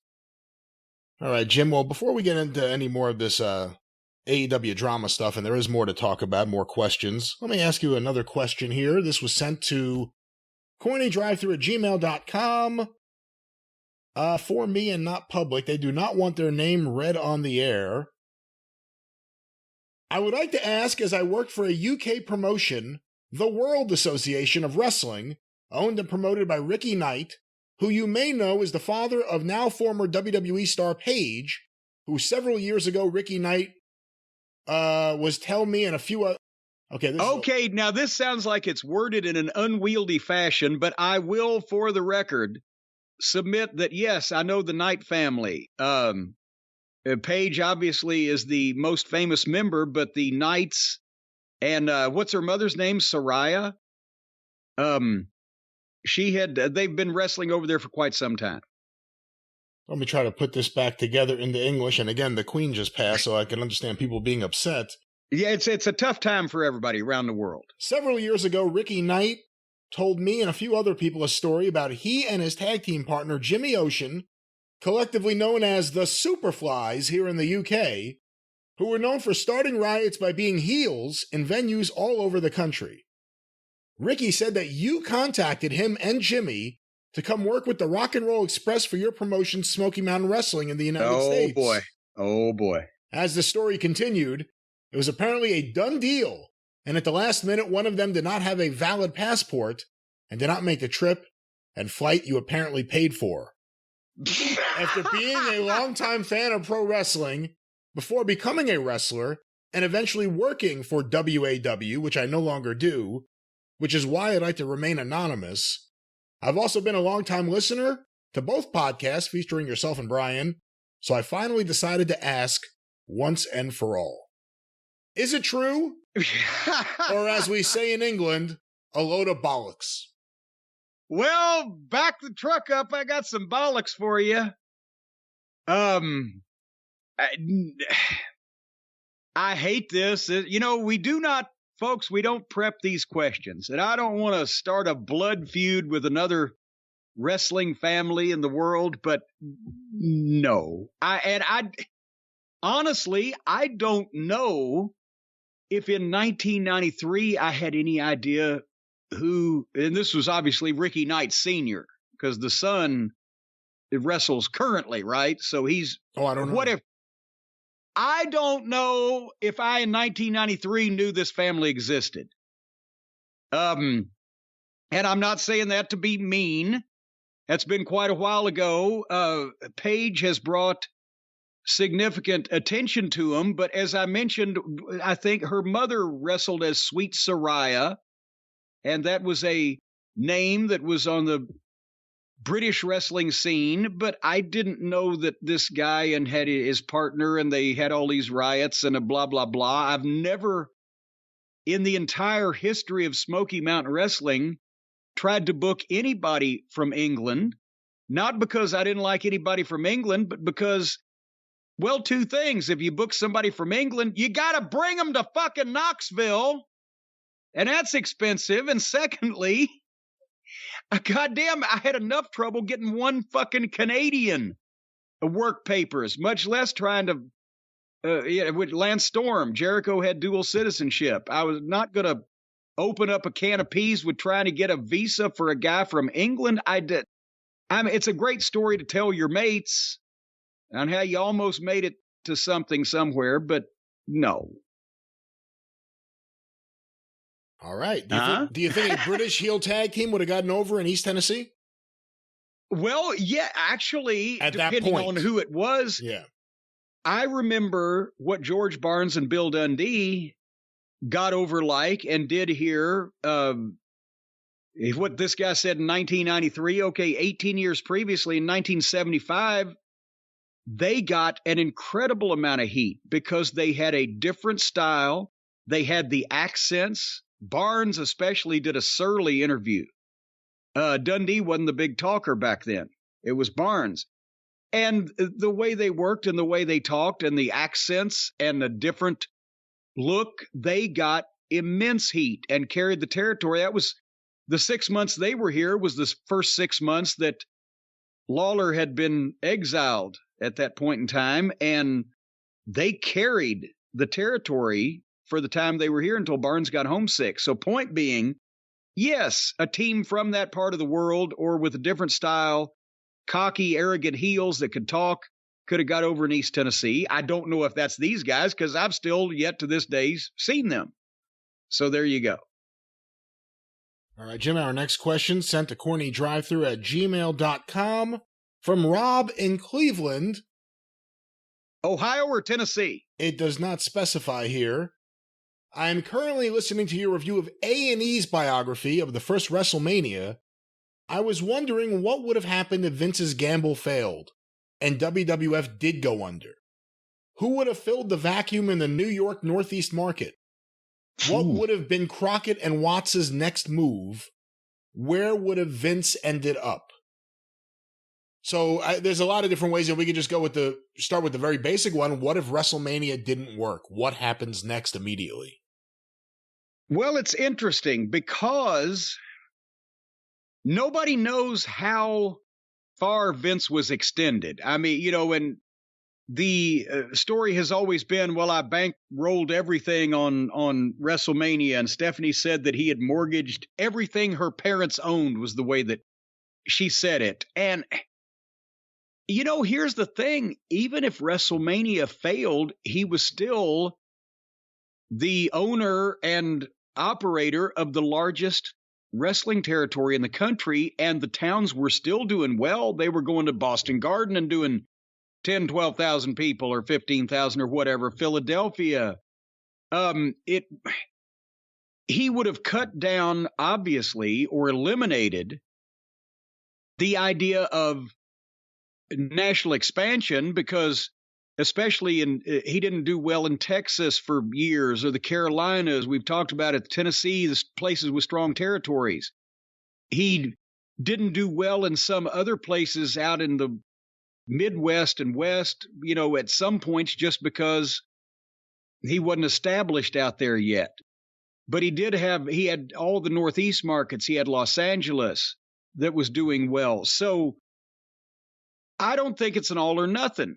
I think if WrestleMania had failed and he had a lot of debt that he needed to pay off, he still had immense cash flow from all those shows that were running, all over the place. And he would have, I'm sure, tightened up and or eliminated anything out of his territory or anything that wasn't making at least a halfway decent profit on house shows or anything else. I don't know that it would have been possible for him to lose enough money to go out of business.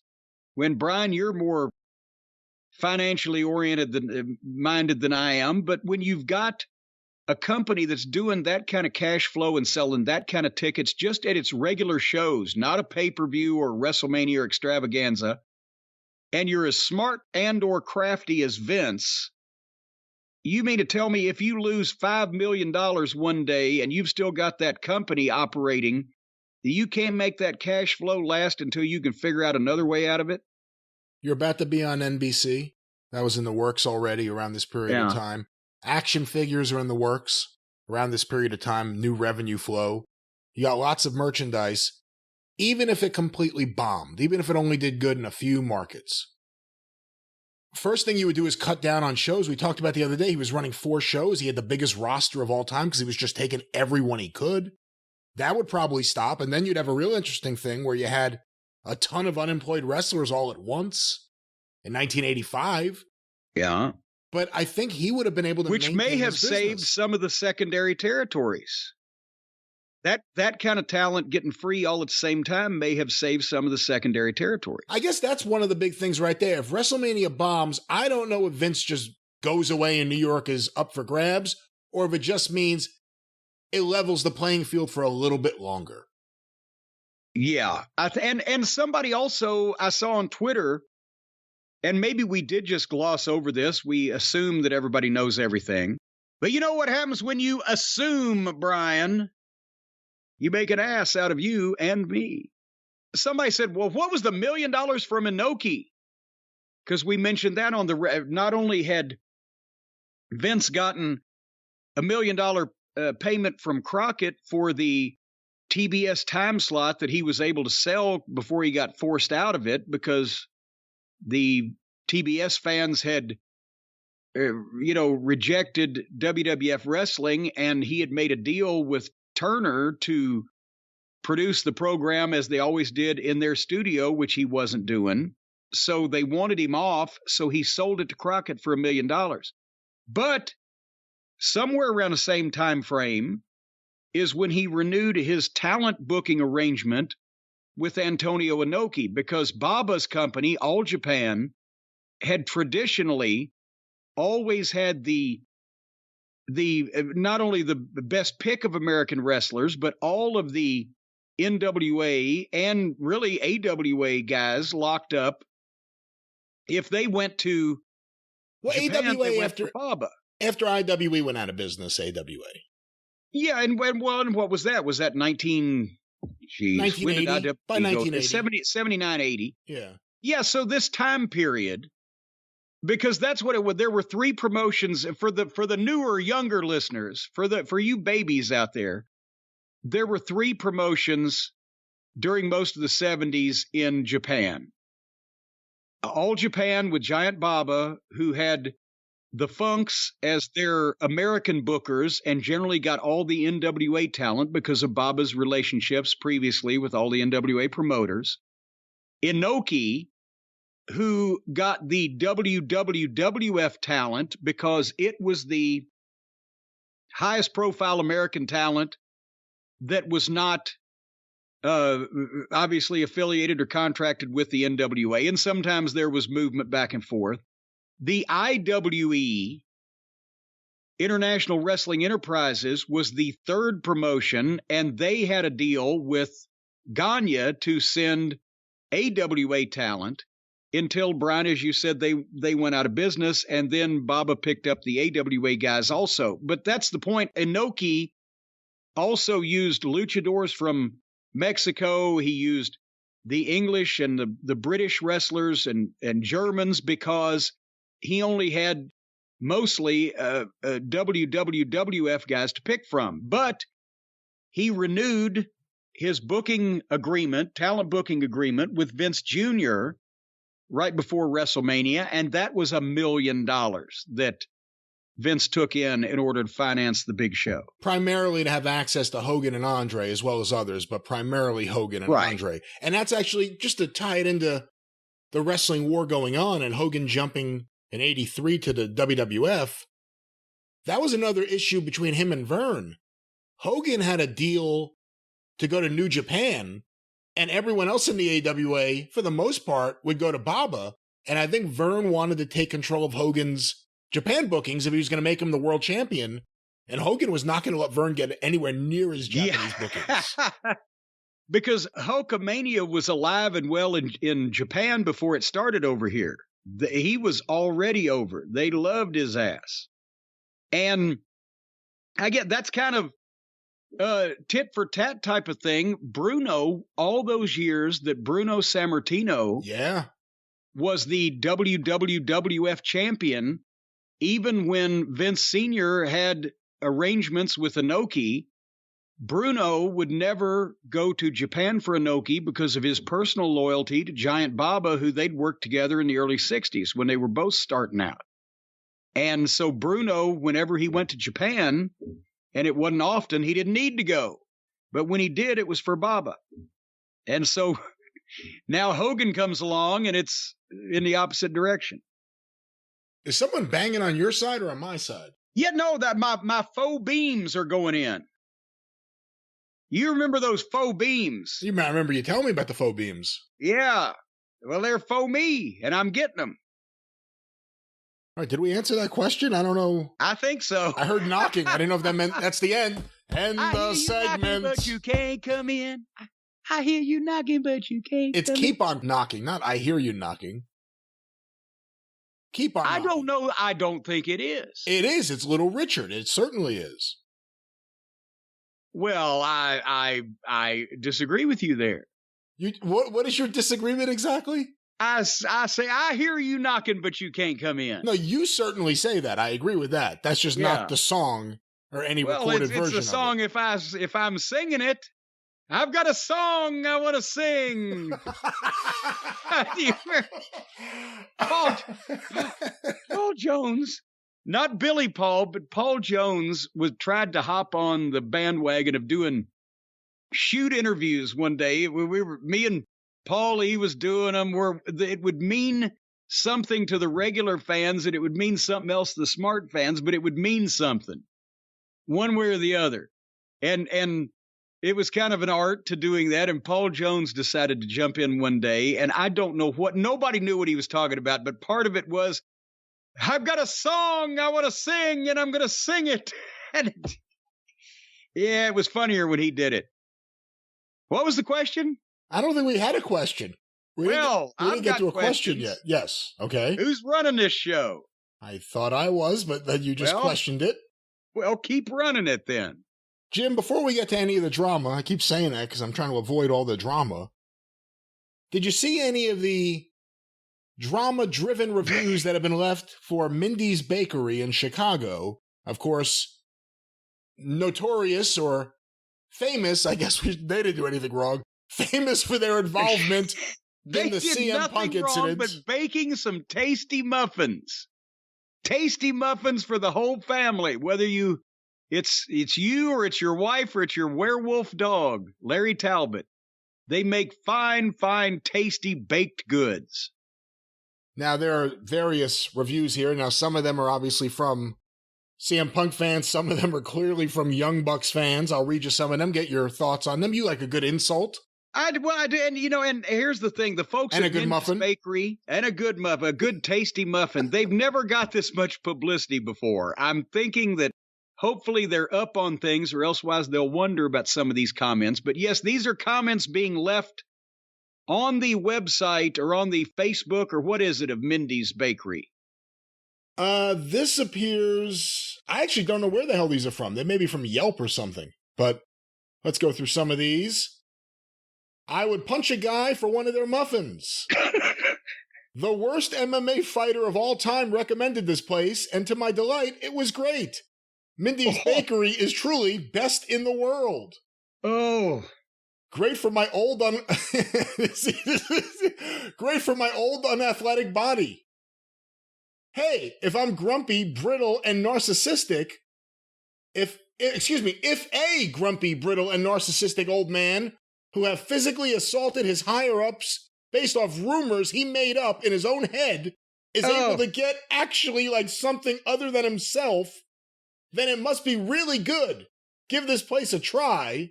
It's obviously a lot of punk fans, or a lot of I was about fans. to say, Meltzer's trying hard on that one, isn't he? That's actually the person who wrote that review. The name is Maki Ito. So I tend to think it may not be real.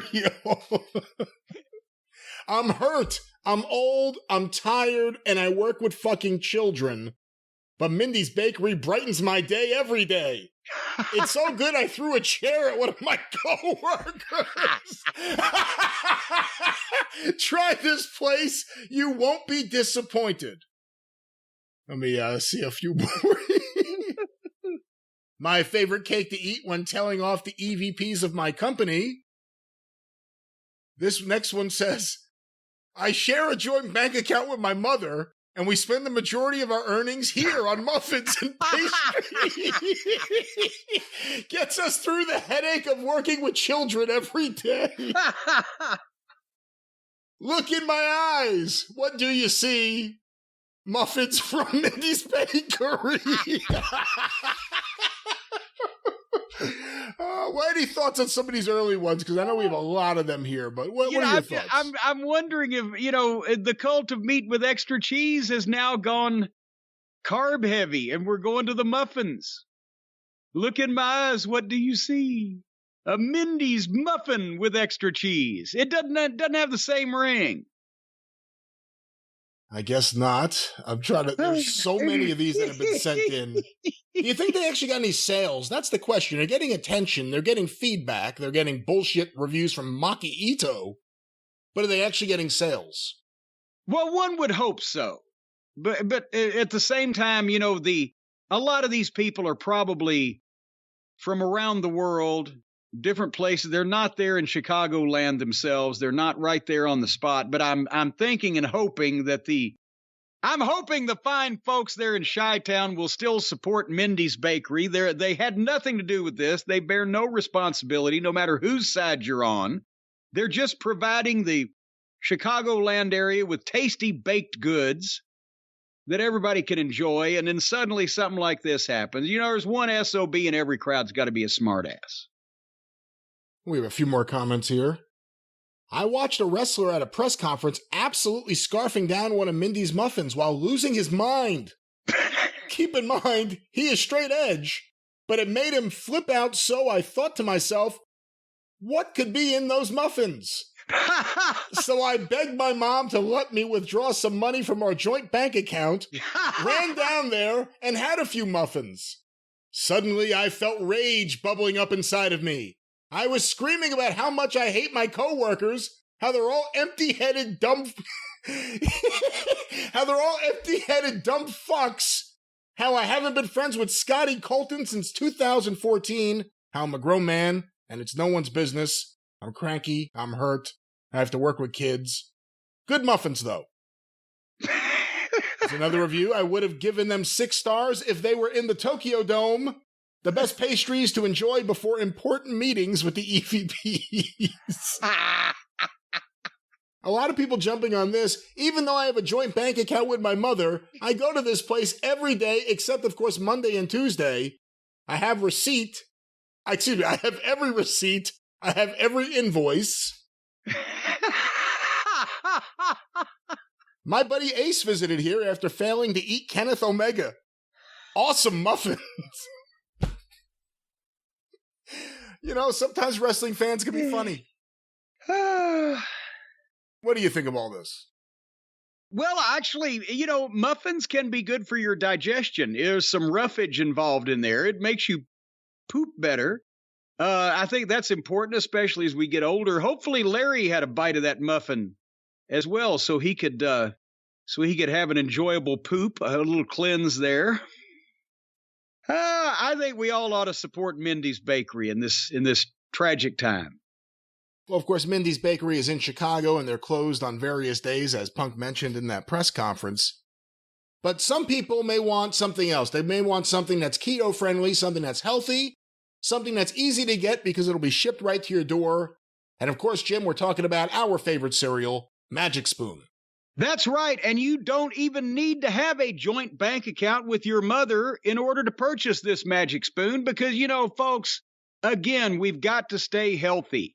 We need the tasty baked goods, but we also need the healthy food that's not going to fill us up with a bunch of junk. Now, when you were a kid, you could eat this cereal all day long with the sugar and the carbs and all the additives and preservatives. But now that we're all close to death, we need to take better care of ourselves, but we don't need to sacrifice taste to do it.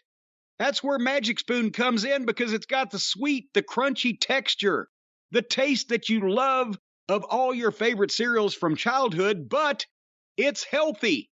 Did we mention 0 grams of sugar, 13 to 14 grams of protein, only 4 to 5 net grams of carbs in each serving, low carb, keto-friendly, gluten-free, grain-free, soy-free, and only 140 calories a serving, but it actually tastes like food. For example, they've eliminated the sugar. They've eliminated most of the carbs. They've eliminated a lot of the additives. There is absolutely no rat hair that you'll find in normal cereal, no rat hair in Magic Spoon. They have eliminated the mouse feces and the roach droppings that you find in most commercially packaged food these days. Do you know, Brian, there is actually a federal regulation of how much rodent excrement can be in food before it's passed and available to the public. There's a cutoff line there. Okay. Did you know that? I believe I know that there is a cutoff line for that, yes. Well, yeah. Well, that's why you stand there and stare whenever you go into grocery all the time, wondering, is this worth the fucking gamble? But I'll tell you, there's no fucking gamble whatsoever with the Magic Spoon because they've eliminated all of the infestation of insects and the byproducts of small, hairy rodents, and all you get is the great taste like cocoa, fruity, frosted, peanut butter, blueberry muffin, maple waffle, honey nut, cookies and cream, cinnamon roll. Holy mackerel. Disc golf. Yeah, disc golf. Octopus sperm, all kinds of things. No. See, you took it too far. Just, and they'll never understand the disc golf, much less the octopus sperm. But anyway, folks, right now, if you want to go to magicspoon.com, well, that'll just be swell. And you can grab a custom bundle of cereal. Try the magic for yourself. You don't need a spoon. You can just eat it with your hands. You can stick your face in a bowl of it and go just like that. You can motorboat a bowl of this stuff. Or you can just eat them one at a time. Or you could just like eat it. Or you could just eat it. Or you could just, there's anal insertion as well. Or you could just eat it. Or you can just eat it right down your pie hole. And be sure when you go to magicspoon.com, use the promo code JIM, that's JIM at checkout. You're going to save $5 off your order. Again, magicspoon.com/Jim. Use the code JIM, save $5 off. It's guilt-free cereal. They just run around with impunity doing whatever the fuck they want. They feel guilty about nothing because they got the best cereal on the planet. And if you eat some of this, you won't feel guilty about anything you do either. So you can just run around on a crime spree and you'll still feel fine after eating Magic Spoon. No matter how you insert it in your body or which orifice you use. Use your mouth. Magic Spoon. Use your mouth and eat it the typical way with your mouth. Eat it. Eat it good. Do. Correct that whip. Anyway, Magic Spoon. That's right. Magic Spoon, and of course, Devo, the lead singer, Mark Mothersbaugh. You look a little bit like him. Anyone ever tell you that? Hey, I look like a mother what? Mark Mothersbaugh from Devo, the lead singer of Devo, at least in Whip It, the song you referenced. Whip It Good. Do you like any of the other Devo songs? What are the other Devo songs? Jocko Homo. They do A Secret Agent Man. I've heard Secret Agent Man. It was kitschy in its own way. Satisfaction? I heard that too, maybe not so much. All right. Well, Jim, before we get going with anything, we have some, I guess we can almost call it news. From, what time was this sent out? 5:01 a.m., I believe, Eastern Standard Time. Well, that's when all the big press releases go out. Guess who visited Sega office from the official Sega official, I said official twice, but it is Sega's official Twitter account, and it's a picture of the Sonic the Hedgehog statue in their lobby with Kenny Omega. Where is their lobby? Where are they? I'm guessing it's either in Japan or somewhere in North America. It doesn't signify or state here. Well, I thought he was suspended. He is suspended, not from video game activity, but only from wrestling activity. Well, if he's suspended, how's he going to sell this video game when it comes out? How's he going to go on a press tour? Oh. This is all his doing. He's responsible for whatever comes out and whoever's in it. It's all fallen on Olivier's shoulders. We've heard this said many times by old TK himself, Uncle Tony. So if he's suspended, how is he going to do a press tour? If he's suspended, is he in the game? Is he on the game? Who's on the cover of the game? I believe CM Punk in the last image I saw. I don't know how this all works. I mean, Cody's in the game. I don't even know how Owen Hart's in the game. FTR aren't. FTR are not in the game, but Owen Hart and Cody are. FTR not in the game, but Cody's in the game. Owen Hart's in the game. Apparently, Punk is not only in the game, but on the cover of the game. I'm sure old Harpo didn't neglect to put himself in the game, old Twinkle Toes, so he's in there. Who are they going to get to sell this thing? You heard a lot of people talk about FTR being in the game as downloadable content, even though they're not there to start. Excited fans can purchase FTR for use in the game after the fact. Maybe they could do downloadable content of Punk's locker room, and you could have a locker room fight. There's just a chair and a dog and a crutch and Ace Steel. Don't have a ring. Don't have an arena. Just have locker rooms. And whoever busts in the locker room and fight, the winner gets the goddamn wins the game.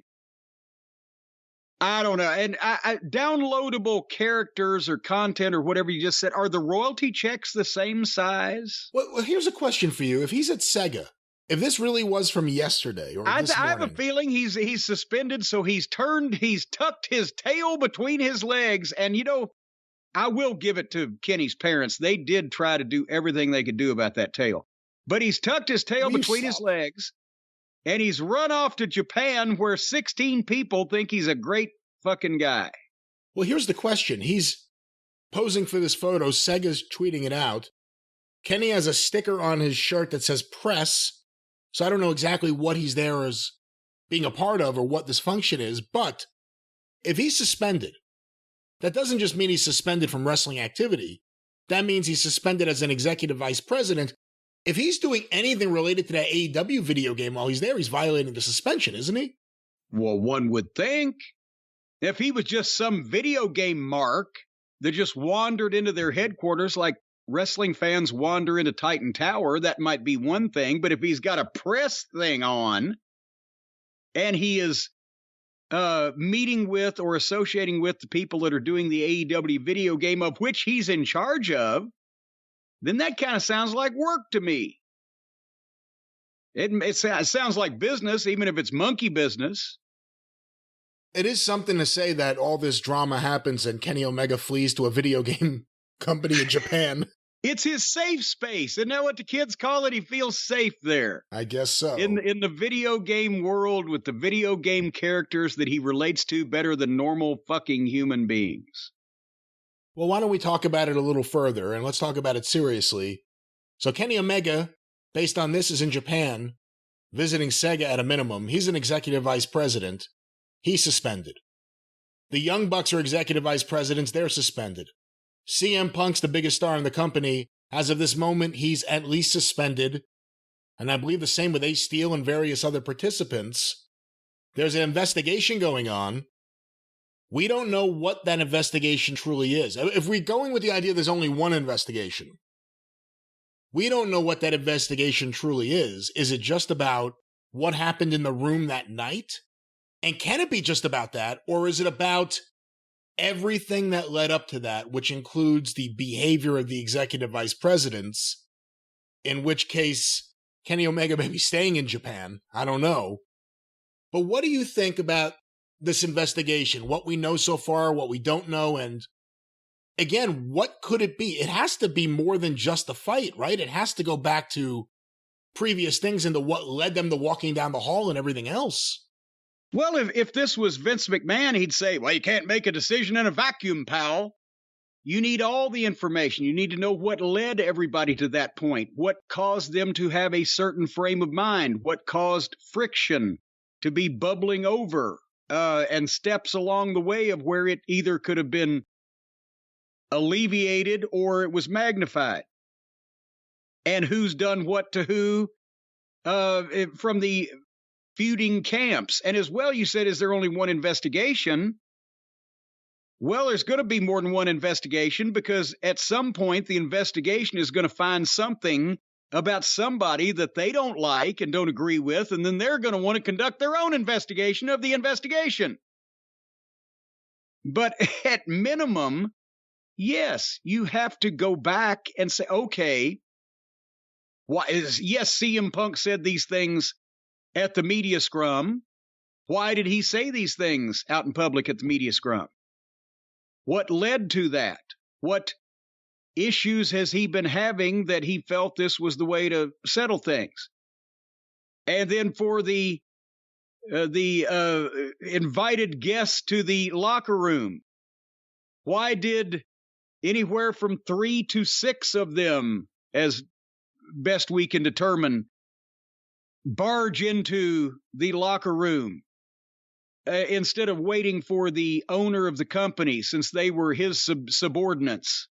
Instead of waiting for him to tell them, yeah, I think we might ought to, just pack it up and go home for tonight while emotions are running high. Let's everybody sit down tomorrow. Or would he have said, well, yeah, I think you ought to bust in the locker room and see who gets whose ass kicked, or whatever?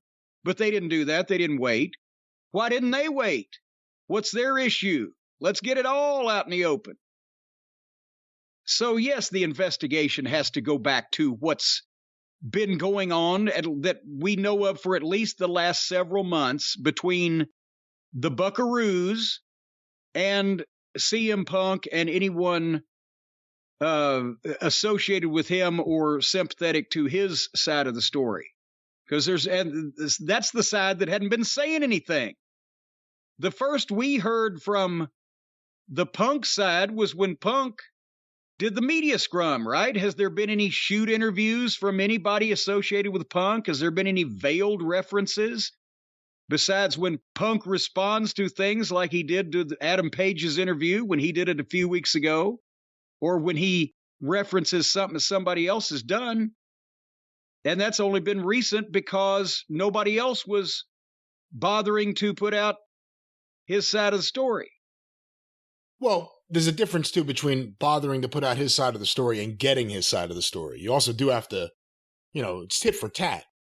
Well, no, and you got the tits on one side, whispering everything and to all of their friendly journalists and making sure that they have the story that they want out there. And you got the tat side that's been acting professionally and going about their business until they're forced by the lack of leadership in the company and the general overall tone to do something about it themselves because nobody else is going to do it.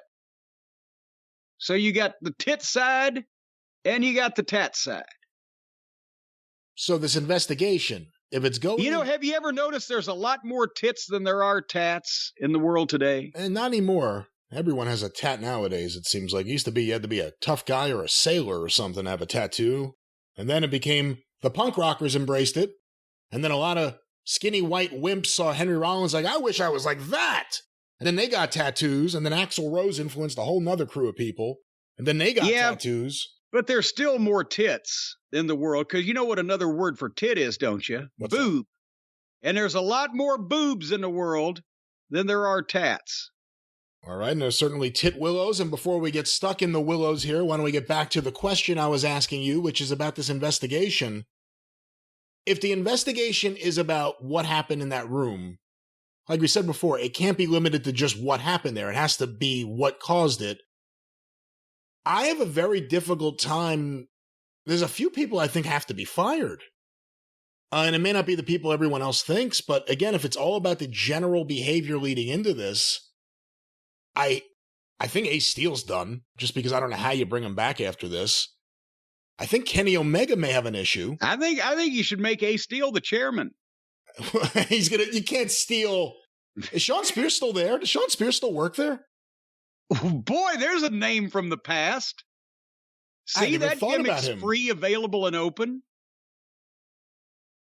Who was his manager? Tully Blanchard. Is Tully still there? No, he's in Ring of Honor with Colt Cabana and Brian Cage and all the guys no one sees ever. Oh, no, he quit. He didn't even show. Remember, he no-showed their pay-per-view. He no-showed when he was supposed to go to, yeah. So, but I'm most sympathetic to Ace Steel of anybody because he's just running in the room to save his crippled wife. I guess the question becomes from a company standpoint. Is Ace Steel's responsibility to go in there and de-escalate things or go in there and fight on behalf of a side? I'm not saying it's right or wrong, but if you're investigating someone, I'm going to guess that's going to be the question they're asking about Ace Steel's involvement. I would think yes, but I would also think that, if your friend, his dog, and your crippled wife are in a room and 6 at least or thereabouts full-grown adults burst into the room and there's a fight going on, you're going to go in and help the outnumbered side. But that's just me. What do you think is going to happen? What do you think the end result's going to be? Here's the thing. If it was the wrestling business of days gone by, then Tony would probably fire a few miscellaneous people, yank a knot in a few other people's tails, and everybody would go on because it's business and they'll get over it. But now with independent investigations and the cuntish nature of most of the buckaroos and their feelings, who knows? Because here's the thing. Punk's been putting up with this shit for a while. If he's the biggest star in the company, he's on the video game, he's on all the posts, he's on everything. If they fire him, not only are they shooting themselves in the foot, but also he'll probably sue because he's the goddamn injured and put upon party here that not only injured himself in the line of duty, but then had various high-ranking employees burst into his fucking locker room while he's outnumbered and injured. That's a lawsuit, if nothing else. You can fire the Bucks and Kenny, and it wouldn't really impact business because people are already tuning them out on television anyway. And we've done 9 months without Kenny, and it was actually better. I'd love to try to do 9 months without the Bucks and see how but it's not like the core AEW audience is going to desert if they were not around because they'll watch anything. It's the extra several 100,000 people that the stars get that you got to worry about going away. They're already going away just when these people pop up on television. But if Kenny was to fire, if Tony was to fire the buckaroos there, then they'll probably sue him. Who knows what for, but they're litigious twats. They're whiny little bitches, so that'd probably be their last resort. And I don't know. They may be suing Punk. I mean, that's the other thing. You're talking about them suing Tony or them suing AEW. They're going to sue Punk, maybe. Well, then if they sue Punk, because Punk gave one a black eye and Ace Steel knocked the other one out with the chair, or vice versa. There's so many stories going around. They both got their fucking ruby red asses kicked in fine fashion. I heard Nick Jackson's eye was closed shut immediately almost. Well, so anyway, so they might sue, but if they sue Punk, they're also, and I've been a party to a few lawsuits, not from the good side, from the bad side. If they sue Punk, they almost have to sue Tony Khan. Because Tony Khan not only set up the the working relationship and the working environment and the infrastructure of the whole thing, but it's technically, and they might actually, depending on what kind of lawyer they get, they might name the arena and or whatever arena security were being used that night as well. Because if the Bucks get a lawyer, that lawyer's not going to worry about hurting anybody in the wrestling business's feelings. If they're going to go to the point of a lawsuit, then they'd go all the way. So they might sue Punk as well as Tony Khan because it happened on his watch, and they might have to include the arena. And Ace Steel. Well, and Ace Steel, obviously, but I'm talking about even farther reaching, the arena. If the arena are the ones that contracted the security. If Tony contracted the security, then he gets sued twice. But all these, I mean, we punched a fucking guy in Baton Rouge one night. Well, I whacked him with the racket, and Dundee punched him 3 times, and he sued me, the members of the Midnight Express, Dundee, who he didn't know, so that was a John Doe. He didn't know who the fuck Dundee was. The Baton Rouge Centroplex, the security, and the city of Baton Rouge, just for getting punched 4 times. So you spread a wide net on these lawsuits. So if they wanted to file a suit, their lawyer would tell them most probably to include at least Tony Khan. Then if they were still working there, they'd be suing the guy that they work for. So you know, I mean, from a business only standpoint, you keep Punk and you get rid of everybody else. If you want to just get rid of everybody, then you're shooting yourself in the foot for business, because then you've lost significant, talent at the top. I don't know what he's going to fucking do. The Punk stuff is interesting because, again, Punk's not completely innocent. No matter what we want to say, even if you want to take someone's side, we don't know what happened in that room. So Punk has to be admonished, punished, whatever it is at a minimum, just like everyone else here. But the issue becomes if Tony just suspends him, and he's going to be out now with an injury, so I don't know even what a suspension means. It's not like, baseball where it's from the beginning of the season or whatever. I don't know how a suspension works if he's going to be out no matter what. It's a paid vacation, like you said. But there will be issues bringing Punk back right now into that locker room. I mean, not just with the Bucks friends. That is a legitimate thing. The way this all went down, the danger it put the whole company in, there are a lot of people upset about it. Does Punk just, if this happens and Tony just brings him back, whatever, a year from now, is it just he brings him right back, or Punk just continues to do what he's doing and stays to himself and doesn't really interact with too many people on the roster, except for the people he talks to and gives advice to or whatever? Well, apparently he had been interacting with almost everybody on the roster that's not in the Cucamonga Kids' fucking treehouse club. We've seen the articles from a variety of people praising him for the help that he gave them, or the fact that he was giving them advice and his door is always open.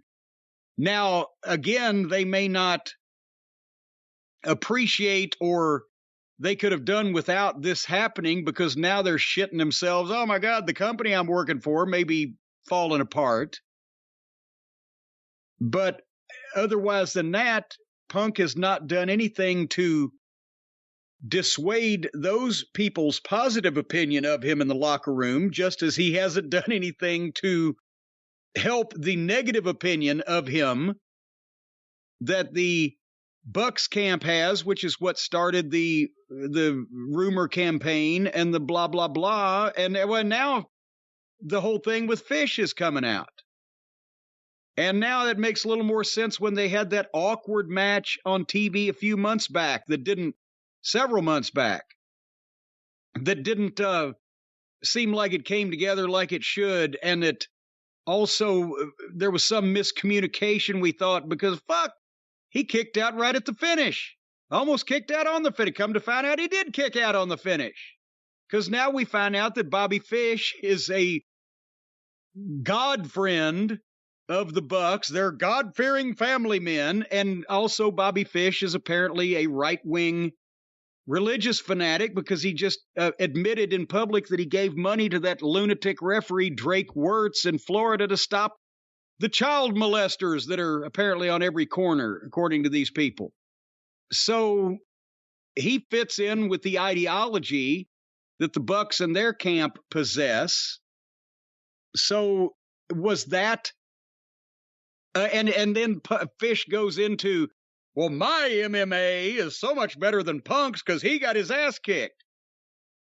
Noted UFC veteran Bobby Fish says this. I said this the other day. I hate to hear this because I always thought I'd never cross-examined him about every facet of his life, but I thought Fish was a good talent. He was an adult and serious. I didn't know he was a wacko, but now apparently he thinks he's Bobby fucking Gracie and that he could have stretched CM Punk, and he did CM Punk a favor by putting him over that well in the fucking match and challenge him to a fight, and I'd stretch him from asshole to appetite if it was a shoot and all this other stuff, which then backfired on Bobby Fish because all he got on Twitter in response to that was jokes about his fucking advanced age, including, hey, what could you have done? You couldn't even have saved Abraham Lincoln from John Wilkes Booth.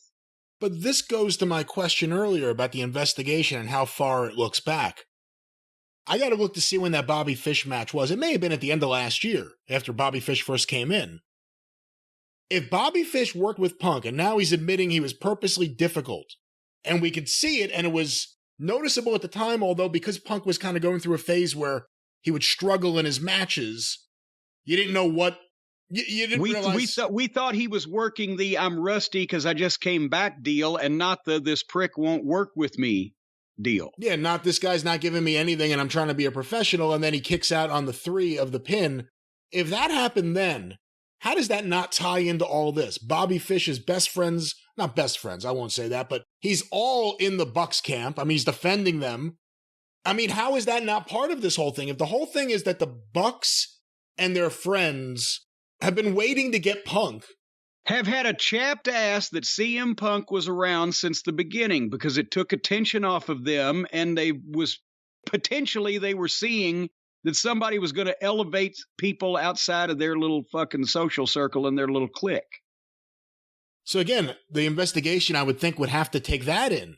So then it covers a whole lot of other stuff. I would think they would have to interview people like Adam Page. You know, a notably cranky motherfucker who does not take, I believe as Dave Shearer put it, does not take disrespect well. He comes into a company as the top guy and he gets his finish kicked out on TV by fucking Bobby Fish, of all people, who was the 4th member of the Undisputed Era. He gets confronted by a guy going into business for himself on a live promo before the main event world title match, Adam Page. He sits at home for a couple months injured after surgery, listening to all the alleged wrestling journalists whining that he's the one that got poor Colt Cabana transferred over to Ring of Honor. Like a paycheck every week for working in a non-existent wrestling promotion is a goddamn horrible thing to have happen. He's been getting a check to work in a fucking existent wrestling promotion for the past 3 years and done nothing. The whole argument. So I'm just saying he's had to sit on top of all this shit and fester about it because all this shit's been going on and nobody's been doing anything about it. If we are to believe that version of events, that Punk is the reason Colt Cabana was not going to be there any longer, why would it have been done that way? Why would it have just been, oh, his contract's expiring, so Tony's not going to renew him? Why wouldn't it have been, hey, listen, if you want me to come in for this first dance, I don't want this guy that cost me a bunch of money, a bunch of fucking time I had to spend dealing with this shit. I don't want him working there. That's the time you would have made the move. Right there. Send him fucking home. Pay him if you want, but I don't want to see him around here. But again, the contract was coming up for renewal. Tony was probably thinking, well, maybe Colt's lost my number. And then one of the Jackson boys says, oh, well, here's a way we can give Colt some free money from this sucker that we work for. And at the same time, we can start some kind of campaign against CM Punk that it's all his fault. So Cabana goes home to get a check in the mailbox every week to do absolutely fucking nothing. And somehow he's a victim. See, that's the way Tony actually played it smart. I mean, in the long run, it all backfired, but he saw what happened to you when you fired Cabana from Ring of Honor, and all of a sudden you became public enemy number one. Yeah. He shifted all of that to Punk. He got away from it. God, you would think that I'd taken ice cream away from orphans. We said, no, we don't need you. Don't have a spot. Nothing open at this time. See you later. Well, we will keep everyone informed about what happens with this investigation. Like we said, there's a lot of interesting things happening here. Depending on how big the purview is, my prediction, Ace Steel and Kenny Omega fired. But let's see what happens. Now, wait, let's chisel that into some stone here, because you've been right with a lot of your predictions the last couple of years. So, and I have said Kenny Omega will be the next EVP out the door, but that, of course, was before Nick Jackson got knocked out. And I don't even know which one got hit. There's a chair. That's the other thing. Is it a folding chair, or is it like one of these chairs? Like, what kind of chair was thrown exactly? I think it had to be a folding chair, because those big squeaky chairs like you got, they're too padded. They wouldn't have even hurt a little delicate flower like balding Nick Jackson. Was it a chair with 4 legs? Did Ace Steel come in there and pick up one of those big chairs with 4 legs and just haul it across the fucking room? I want to know how they used the chair. This is the most interesting part of the story that no one's talking about. Jim, BTE, Being the Elite, the Young Bucks long-running internet show, which, of course, they used, I gotta say, brilliantly to promote themselves leading into AEW. Have you ever tried to watch one of those? It's not for me. It's terrible, but some people really seem to like their How do they humor. get anybody? There is no humor. It's terrible. A bunch of supposedly grown adults acting childish and doing stupid shit that amuses themselves. And that's pretty much the gist of it. But that, unfortunately, now the amusement will have to be left to themselves in the privacy of their own homes. They can't amuse themselves publicly, because you were about to say, were you not, Being the Elite, the long-running comedy series, has been suspended as well. Well, not suspended, but they've suspended production for the time being. No one. That's what I mean. It's suspended, just hanging up there like dirty laundry on a line, just flapping in the breeze. It's not going nowhere. They're not going to do any more of those, because what are they going to say? How do they make a public appearance of any kind, in person, on video, whatever, and say anything about anything else? People go, fuck you. We want to know what happened. What do you say? What went on? So they've all got to hide, which is not a problem for Punk, because if you notice, most of the time when he goes home, he apparently puts his feet up and says, fuck the world, and doesn't have to be the center of attention. But these little fucking worms, they're out under everybody's fucking feet, getting in everybody's goddamn crotch. That is an interesting question about the Bucks. Looking at it objectively, without you just killing them, and, you know, I don't disagree with you on most things with them. But looking at them and their role in that company and their role in professional wrestling as a whole and the rise of independent wrestling when they were there for several years, how do you come back from this? People know you got, not to use a crass term, but people know you got your ass kicked. Everyone knows you got your ass kicked. I mean, no one's saying anything else either, by the way. No one from the other side is saying, oh, no, they were fine. No, they got their ass kicked. People know this. So how do you come back from that? If there really are lawsuits flying up and down and all over the place, they're never going to mention the name CM Punk ever again. So how do you come back if you can't even mention the guy who kicked your ass? Are you going to come back and just be those heels again? Flapping your arms and acting like that? I mean, how do the Young Bucks come back? I don't want to give them any ideas, because maybe they won't be able to think of anything, and that means they won't come back. But again, I know... Again, Kenny's such a fucking odd duck that he probably wouldn't mind coming. Yes, I couldn't believe people were striking each other all around me. You know, but the other two, no, I don't see what they can fucking say.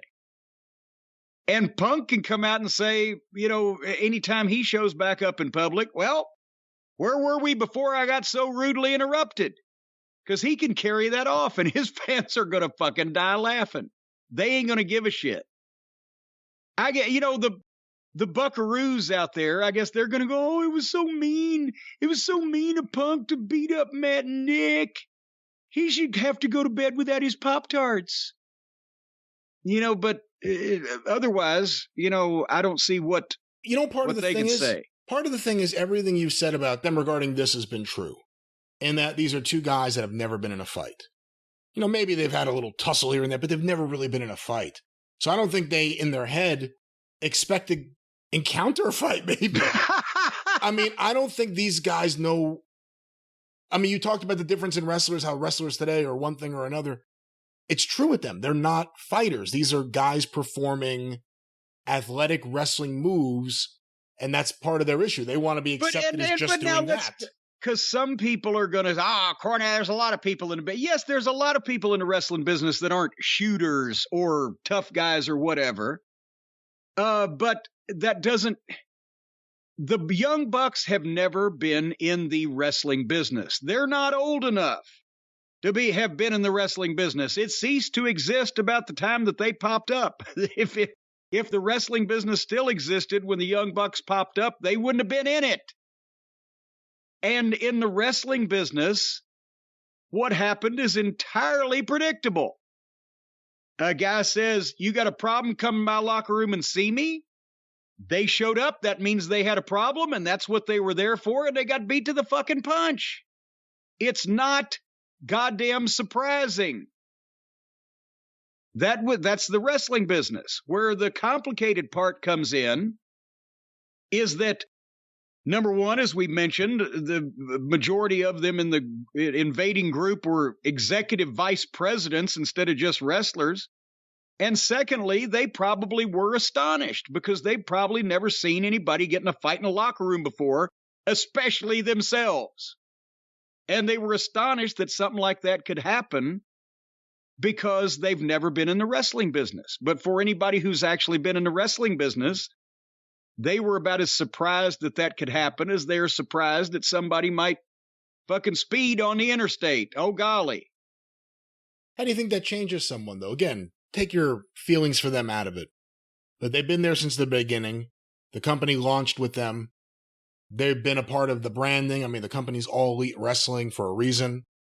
So they've always been there, and now this has happened. They went in there in their own company and confronted someone, and however they thought it was going to go, it went the exact opposite way. It's got to be tough to just come back in again, doesn't it? When the fans start chanting CM Punk at them, how are they going to handle that? It goes both ways. I'm sure it's going to happen to CM Punk, too. Actually, honest to God, do you think that, now they'll do it just because we're saying this, but in all honesty, at what point can you see Punk in the ring doing something with somebody where the fans are going to be chanting, Young Bucks, Young Bucks? But I can see the chant of CM Punk at the Young Bucks. I can see that happening. And they'll fucking despise it. And one last question that kind of relates to all this, but a few times recently, maybe during the press scrum, we've heard Tony Khan talk about his feeling based on wrestling history, or at least his interpretation of wrestling history. And I'm not saying that in a negative way, but just to be clear, you'll specify if it's true or not. But that conflict's a good thing. Having conflict between some of the top guys can produce good matches, can produce good promos, can produce good wrestling TV. There have been examples of it in the past, and sometimes it goes too far, like Brett and Shawn. But when things weren't too bad, that conflict may have created some magic. It's always been said that maybe Vince McMahon pitted some guys against each other to see what would happen and produce something out of that. Tony's saying it here. And of course, this happened. This is not what Tony wanted, for sure. What are your thoughts on the idea of, as a booker or a promoter, not doing anything to end conflict, if anything, maybe pushing it forward a little bit, hoping that you get something out of it for your personal gain? Or for your company's gain, I should specify. Yeah. Vince was bad with that. Vince loved to see, because he wanted people to constantly be trying to outdo each other. He wanted to make it somewhat personal between people so that they would outproduce the other guy. But it wouldn't be taken to the point of fucking, I hate this motherfucker and I want to fucking throttle him and squeeze his neck until his britches are full or whatever. I mean, he booked, if you look at Survivor Series 88, in that Survivor Series tag team match, he booked the Bulldogs and the Rougeaus to work with each other in that match after everything that happened. I mean, it's a great example of it. But that's what I'm saying. Vince liked that both with the boys and with his office personnel. You know, keep them on their toes and keep them, you know. And that's there's a difference between professional jealousy and a professional rivalry, and I hate this motherfucker. Lawler and Dundee had professional rivalry and professional jealousy. They were number one and number two. And they were that way for a long time. And both of them had that incredible base of fans that thought that they were the guy. But Lawler had the upper hand in terms of being over, and Dundee was the harder worker. Dundee'd be at the office, or he'd do the booking, and he'd sweat on it. Lawler's always taking it easy. But they worked together and had the best matches because they still respected each other. Dundee didn't like Lawler's playing his fucking record on the car stereo when they would ride together, if they ever did. And, you know, Lawler would roll his eyes at shit Dundee would do or whatever the fuck, but they respected each other. If you've got guys that don't like each other personally, maybe, but there's professional respect, you can use that, and everybody tries to outdo the other guy. In other words, it's permissible if you're trying to outwork the other guy in the ring, or outperform, or outdraw, or outtalk, or whatever. I'll show you, motherfucker. But when you hate some son of a bitch so bad that y'all are actually going to have real fights or not be able to cooperate in promos or in angles like Brett and Sean sometimes did, and holding shit up or whatever, that's when it goes too far. So, yes, Vince probably, in a variety of occasions, took it too far, but a lot of the old-time promoters, they wanted some element of saltiness amongst the guys that they were booking against each other because the fans could tell it. And also, they didn't want the boys to be too united, because then there was trouble for the promoter in one way or another. Are they all going to stand up and want more money? Or if my top one or two guys are strong enough and they get 3 or 4 more guys with them, are they going to try to take my territory over? And most of the time that didn't lead to somebody taking the territory from the experienced promoter. That just led to the fucking territory going to shit and everybody losing out, a la Knoxville. So, yes, there should be professional rivalry and a little professional jealousy and some one-upsmanship going on and a little edge to things, but it can't get this far and have shit like this going on, or then you've got a big bowl of shit. Well, Jim, obviously there's a lot going on here. The investigation, maybe multiple investigations, maybe lawsuits. I would have to think that if you were a wrestler and you were in the middle of all this, you would need an attorney who knows wrestling almost as well as he knows the law, and he knows the law as well as anyone. Well, I will agree with you, and the only person I can think of who can possibly apply wrestling knowledge to the law or legal knowledge to wrestling is the man, the myth, the legend himself, the leader, the consigliere of the cult of Cornette.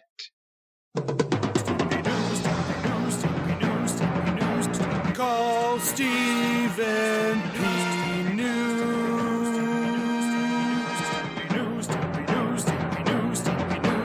If you need to sue.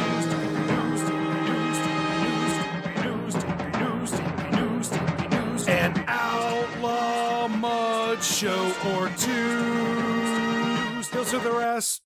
And that's the thing, Brian, is that a lot of courts in this nation, they've got attorneys in them that may know the law, but they don't know professional wrestling. What's going to happen when this ragtag band of merry misfits comes into a courtroom and starts testifying and speechifying about all the things that happened that we've been talking about? Well, this guy threw a chair, and this guy handed off the dog, and this guy tried to double-cross this guy on live television. Nobody would understand that, but a man who's not only well-versed in the legal jurisprudence system, but also a man who's well-versed in the terminology and or the habits of the average professional wrestler. And of course, that is Stephen P. New at newlawoffice.com, 888-692-8084. But you say, hey, Jim, I'm not a wrestler. I just need help with my legal problem. I have been terminated wrongfully. There was no evidence that I committed sodomy with the boss's wife in the back seat of a car while his Dalmatian was driving. No evidence whatsoever, but yet I was fired over that very self-same thing. Now you've got recourse, ladies and gentlemen. You don't just have to call a trainer for that Dalmatian. You can call a lawyer. And let's say, for example, you've been poisoned. Brian, this happens often. You're walking down the street, and some guy comes up, grabs you by the back of the hair, and sticks poison down your throat. Well, this happens regularly all across America. Where? Actually, not in that way. No. They force the poison into you by polluting your groundwater and polluting your food. That's the way they do it, but it's the same thing if they were just snatching you by the head and shoving that poison in your face. Well, who can get even? Stephen P. New. He's taken many of these major companies to task for poisoning groundwater, poisoning food, poisoning the sustenance that the people need to stay alive and live healthy lives. So if you've got fired, if you've got poisoned, if you got run over, if you were given defective merchandise that led to some injury that you sustained, like the bad earplugs they gave our service members, and of course, we know now that Stephen P. New is taking up the banner of fighting against evil mismanagement of power companies. They got problems with those power companies, the utilities, the public servants down in Texas. He's headed down that way. He's got cases going now in, 10 or 12 American states, more on the way. He's jumping around. He's covering the world like Sherwin-Williams, folks. And again, he can do the same thing for you. If you'd like to get paid back for some indiscretion that has been foisted on you by one of these greedy corporations, Stephen P. New at newlawoffice.com, 888-692-8084. As a matter of fact, I have it on good authority. Punk has an attorney, but Larry has never been involved in a legal situation before, so he is retaining Stephen P. New. Well, Jim, let's get a few more questions before we wrap things up here this week. This next one was sent to CornyDriveThru at gmail.com from Adam Phillips, Evansville, Indiana. You're Evansville. Browns. That's right. Your story about Steve Austin and Ox Baker reminded me that around that time when I was growing up in Houma, Louisiana, Sable was actually booked to do a meet and greet at the mall there. Oh my God. The price was considerably more than my parents were willing to spend, but we went to the mall that day to catch a glimpse and watch. She wore an oversized sweater and sunglasses, and by all accounts did not seem very happy to have to meet the fans. My question is, did you have anything to do with booking her appearance? And was there anybody you did book for an appearance who adamantly expressed this was something they did not want to do? Well, second question first. No, they'd never come out and say that because at the time Sable was making, this was 1997, 1998, right? Sable would make $5,000 to go sit somewhere. That was actually her personality. It wasn't that she was unhappy to be there. That was her person. She was probably over the moon that day. That's her personality. She'd sit there, sunglasses. She didn't want to meet any wrestling fans. She didn't like wrestling. She was just trying to be a fucking TV star. But they never said, oh, I don't want to do that, because where else was that surgically enhanced bimbo going to make $5,000 for 3 hours? And there's a line there, but she wouldn't get that much money for 3 hours. So, no, a lot of the guys appreciated the extra bookings on wrestling shows when they allowed that to third-party wrestling promoters, where they'd get $500 or $750 or whatever, maybe. But with the exception of a few guys, the Mick Foleys, who were always happy to go out and do that stuff and were generally personable, some of the main event people that were getting a ridiculous amount of money just sit there at a mall and sign autographs. It's like the modern day fan fest, and it sometimes guys are engaged and happy and want to, mess around and talk to the fans or whatever. And there's other people who are sitting there not looking up or on their phone or can't be bothered or whatever. It's the same thing, but generally it was somebody like that who would never in any other lifetime, in any other universe, ever make anywhere near that kind of money for that amount of time, for that little work. And they were miserable about it.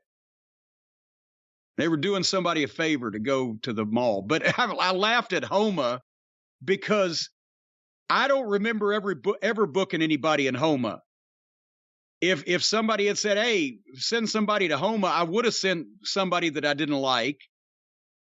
I didn't know they had a mall in Homa. The only thing I ever saw was the Homa Rec Center, which was a giant mud field with a fucking brick building in it. And that's where we nearly got killed on a regular basis every 2 weeks in Louisiana on a Sunday afternoon. All right. Well, this show won't be coming out on a Sunday afternoon. Let's get a few more questions away from Homa. Jim, this next one apparently was sent several times because his last email was a little angry. I just thought, I don't love Homa. I don't love Homa, and or a Soma, and I love to sing about the moon and the June and the spring. That's easier. I'll work on the other. I don't know what you were singing the first time. Jim, this next question was from Andrew in Melbourne, Australia. He sent this in several times and is angry that we have not read it, so let's get this out of the way. Back in 2009, when Don West turned heel by cutting a promo on Mike Tenay. Oh, God. I recall reading a report where it referenced Mike Tenay in meetings would often be neutral and hesitant to pick a side in an argument or conflict. This was why, as part of the promo, Don West accused Mike Tenay of being neutral and not speaking up when West's future as a commentator was brought up. Can you please clarify whether this is indeed true or just pure garbage news from dirt sheets at the time? I know you have stated Tenay would read the formats in production meetings, which consisted of a lot of shit-stains writing, which made no sense. Well, yes, and this was a lot of shit-stains writing, which made no sense. Turning the announcer, Don West, heel, right? Remember when they tried to turn Jim Ross heel, how well that worked out for him. People agreed with everything Jim Ross said, cheered him out of the building. Mike Tenay was a grown adult professional person, and Mike is a very congenial person and friendly and nice and educated and knowledgeable about wrestling, but he's not confrontational or bombastic. And most of the time, he would sit there, not only about this, but anything. When he was reading the format, he'd give me a sideways glance and a little eye roll every once in a while because he knew that I felt him, right? I feel your pain, Mike, having to read this shit out loud. And he knew it was gaga. But he wouldn't jump into everybody. It wasn't his place, first of all. He wasn't head of creative. He wasn't an official with the company. He was the goddamn play-by-play announcer. So he tried to work with everybody and do the best job he could and not get involved with all this childishness. We just laugh about it after the production meeting in a small group, of us that were smart to the business and knew how stupid all this shit was.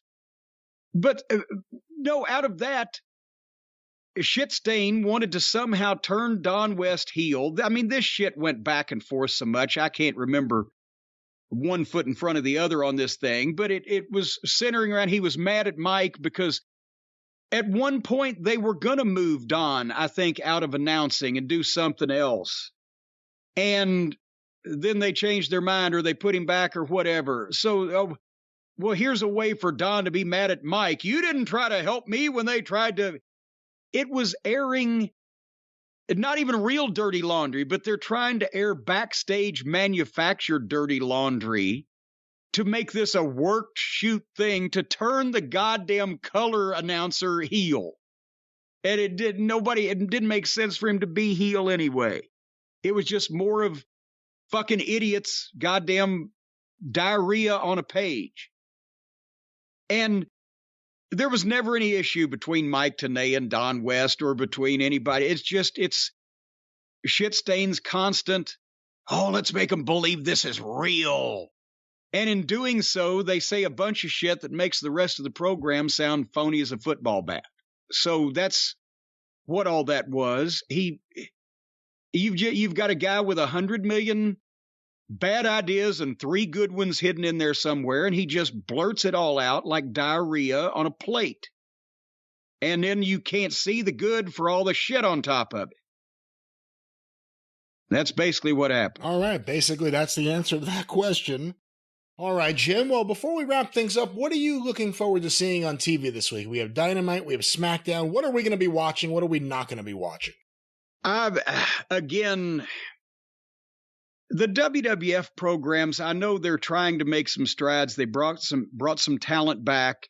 Raw is just so long, and everything about their programs, it takes forever. A promo that takes forever goes into a match with the same people, and the first 30 minutes of the show is over with by the time you get rid of them. So that we've got, they've got the potential for some life, but right now I think the WWE needs to follow the Hippocratic Oath. Just do no harm. Just don't fuck up.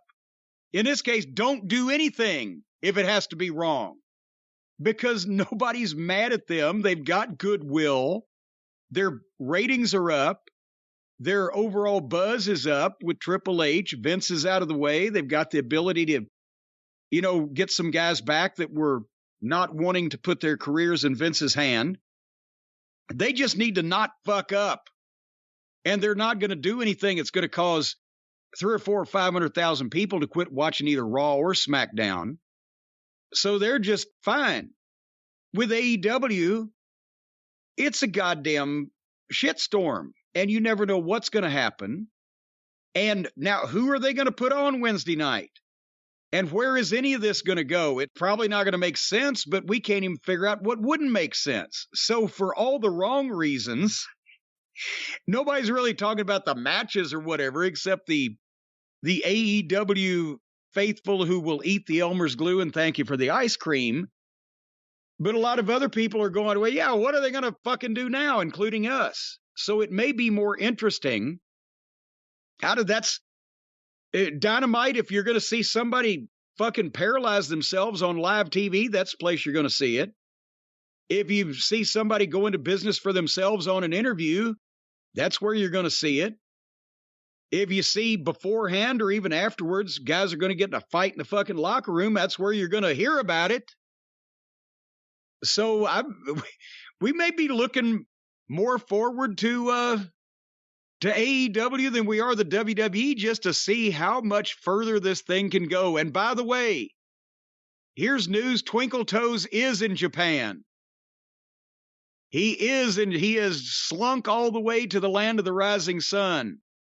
Apparently he's not suspended there.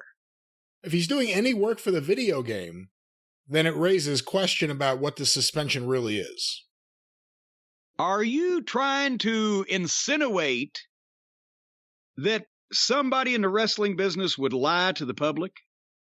I'm not even saying that. I'm just saying that if you're AEW and you suspend Kenny Omega for his role in any of this, but specifically that night, and he's over there doing stuff related to the video game, first of all, that would be something he would be suspended for doing. But second is, who, right? If you don't have Kenny Omega, who do you have to do whatever the hell Omega's doing? And who do you have to figure out whatever the hell Omega's doing? He's there with a press pass on in the SEG office in Japan. Was he taking a vacation and just happened to wander by and stop to say hello to old friends? Or was he sent there with that press pass on his chest to do official business while he's suspended in this country, and he's stupid enough that he's tweeting pictures of himself doing shit he's not supposed to fucking do? How about that? There he is on the line right now. And there he is right now. Hold on. Hey, even if you're at Sega in Japan, that doesn't mean we want your fucking off-price video game, so fuck off. I bet they're confused now, because I think that was a telemarketer. Off-price?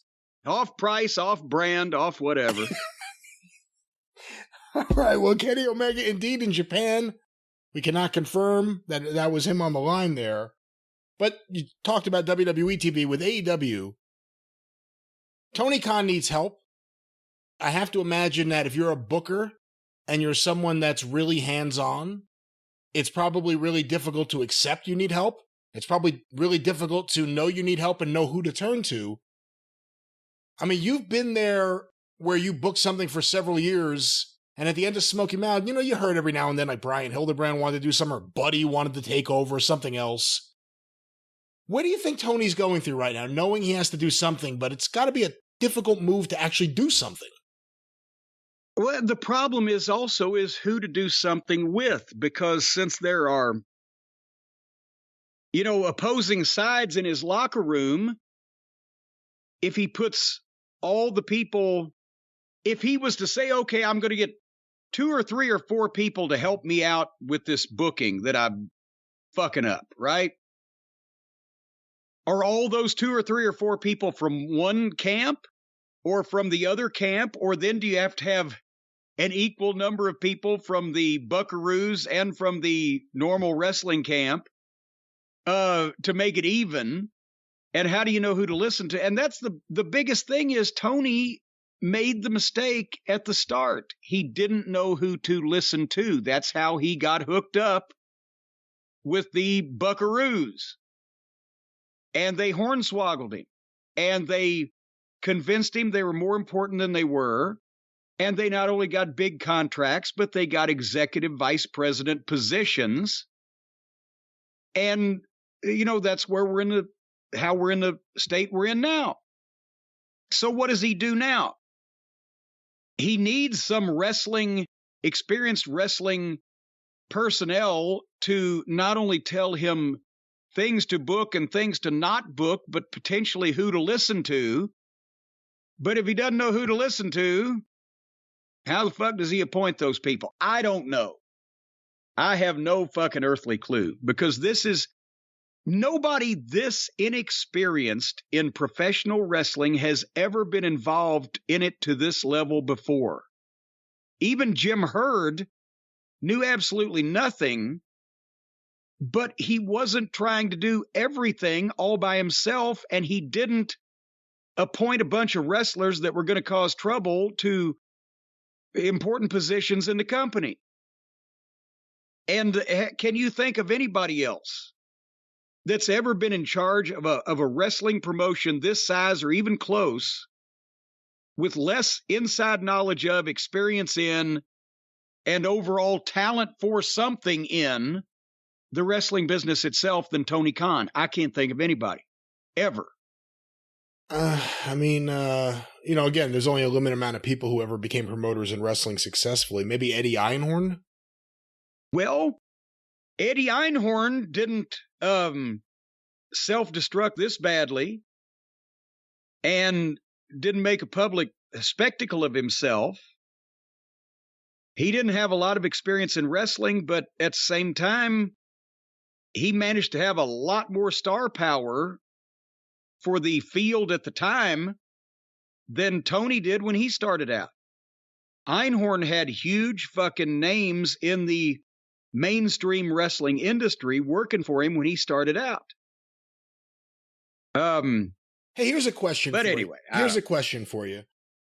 If Punk is indeed suspended, and if the suspension goes, let's say it goes 6 months, and let's say he's out 9 months, do you bring him back before he's ready to wrestle again? You know, we asked that. Somebody asked that not long ago on one of these shows when he was out with the last injury. And right. Well, it depends on how long beforehand. Sometimes you can bring guys back. You know, I've talked about we kept Austin busy through a couple of different neck injuries, and nobody knew he was hurt. He was just doing shit besides wrestling. It depends on, you know, who he's got to work with when he comes back, how long it's going to be, or it would be before he was able to fully wrestle at 100% again. It just depends on the situation. But after that long, depending on how their business is doing, you know, he might need to be back on TV sooner than later, because they're going to do the negotiations. which are going to start any old time now, the initial part with a new TV deal in the next, year and a half. And my God, he can't be in negotiations for a new rights deal when he's putting on main events that lose 350,000 fucking viewers from the start of the program. And that means he needs to rely on people that can draw ratings on television, and that one so far has been Punk. Anybody Punk was affiliated with at whatever point in time. So, again, go ahead. Everyone's upset right now. Everyone's still pretty fired up about this whole thing. Tony Khan has lots of money, and any of these lawsuits, at the end of the day, what it would be about is money. If you're Tony Khan, as crazy as this may sound right now, but in a few months, do you spend what it takes to get these guys in the ring somehow to work together? Is it worth it to try and do something with all these guys, or is it a lost cause? Well, again, if it was the wrestling business of the old days, that would work. I don't put it past definitely the Cucamonga kids to, okay, it ain't ballet and shit happens. The first potato that they catch, they'll go into fucking full-fledged whiny bitch mode and try to sue or fight or do something or other. And then what is Tony Khan's, what's the statement that he makes then? Oh, everybody said they had made up. So despite the fact that we had a big incident that caused investigations and potential lawsuits and everything before, they said they all made up and wanted to work together. And that's what we thought they were doing until so-and-so kicked so-and-so with the point of his toe in the fucking upper goddamn uvula. And that guy fucking turned around and said, well, you son of a bitch, I oughta. And here we go. And they had another fight. Now they're suing again. My idea from a few months ago that I said to you, half jokingly, but half not, that Tony should just give the Bucks and everyone who's kind of into their style and their group of friends, give them Ring of Honor. And just let them do their thing there, and then treat the TBS show differently. Even if you use them, just treat it differently. If they're still under contract and they're not going to be fired and Tony's not going to let them go, is that idea as crazy today? Even though Ring of Honor doesn't exist as really anything, we know they have contracted wrestlers because their buddy Colt Cabana's there. Is that as crazy an idea today as it was a couple months ago? Probably not. Start two promotions, one wrestling and one gymnastics, and let the Cucamonga kids and their friends play there. That, of course, then you're spending a lot of money for no fucking reason otherwise, and a bunch of people are goddamn immature, childish jackoffs. And then we could see whether the real wrestling or the goddamn cheerleading routines is what drew the ratings and the money. And we think we know what that case would be.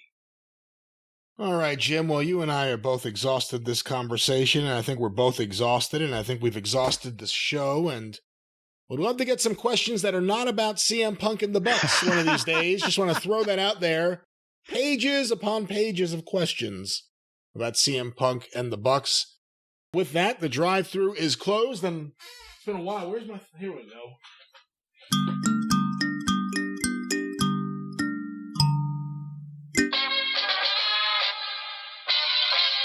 Yeah. Was that for me, or was that just a general bum? That was just a general remark. What do you call that sound? Like, we all know that. Dun, dun, dun, dun, dun, dun. What do you call that? Shaving a haircut. Oh, yeah, that is shaving a haircut. Yeah. 2 bits. All right, well, you got 2 bits worth of wrestling talk here today. And, of course, we'll be back at it this weekend on the Jim Cornette Experience, wherever you find your favorite podcast. And next week, right back here on the drive-thru. Get access to the archive, patreon.com/Cornette. $5 a month gets you access to the archive going back to 2013. Patreon.com/Cornette. Don't forget about the official Jim Cornette YouTube channel. Just go to YouTube and search for Jim Cornette. Full episodes, clips of episodes, omnibus collections, all with the very popular Travis Heckel artwork. We've had some amazing guest artists on the page, and of course, Travis is getting well every single day, and he's been doing some great new artwork. Check everyone's art out today. The official Jim Cornette YouTube channel. You can follow Jim on Twitter at @TheJimCornette. You can follow me on Twitter at GreatBrianLast. You can hear me on the 605 Superpodcast at 605pod.com or available wherever you find your favorite podcasts. And don't forget, subscribe to The Wrestling News, Arcadian Vanguard's The Wrestling News, wherever you find your favorite podcasts for a free daily morning wrestling news report, The Wrestling News, or go to thewrestlingnews.com. Jim, Cornette's Collectibles at jimcornette.com. What do you have to say for yourself? What do I have to say for myself? None other than Action Figure Armageddon begins this Saturday the 17th, along with my birthday, and everybody is encouraged to go to jimcornette.com and get them one while they last. And sooner or later, my shipping supplies will be here as well. At jimcornette.com. Of course, the drive-thru is brought to you by the law office of Stephen P. New, 888-692-8084. Get even with Stephen at newlawoffice.com. But until this weekend on The Experience, and next week right back here on the drive-thru, for Jim Cornette, I'm the Great Brian Last. Tally-ho!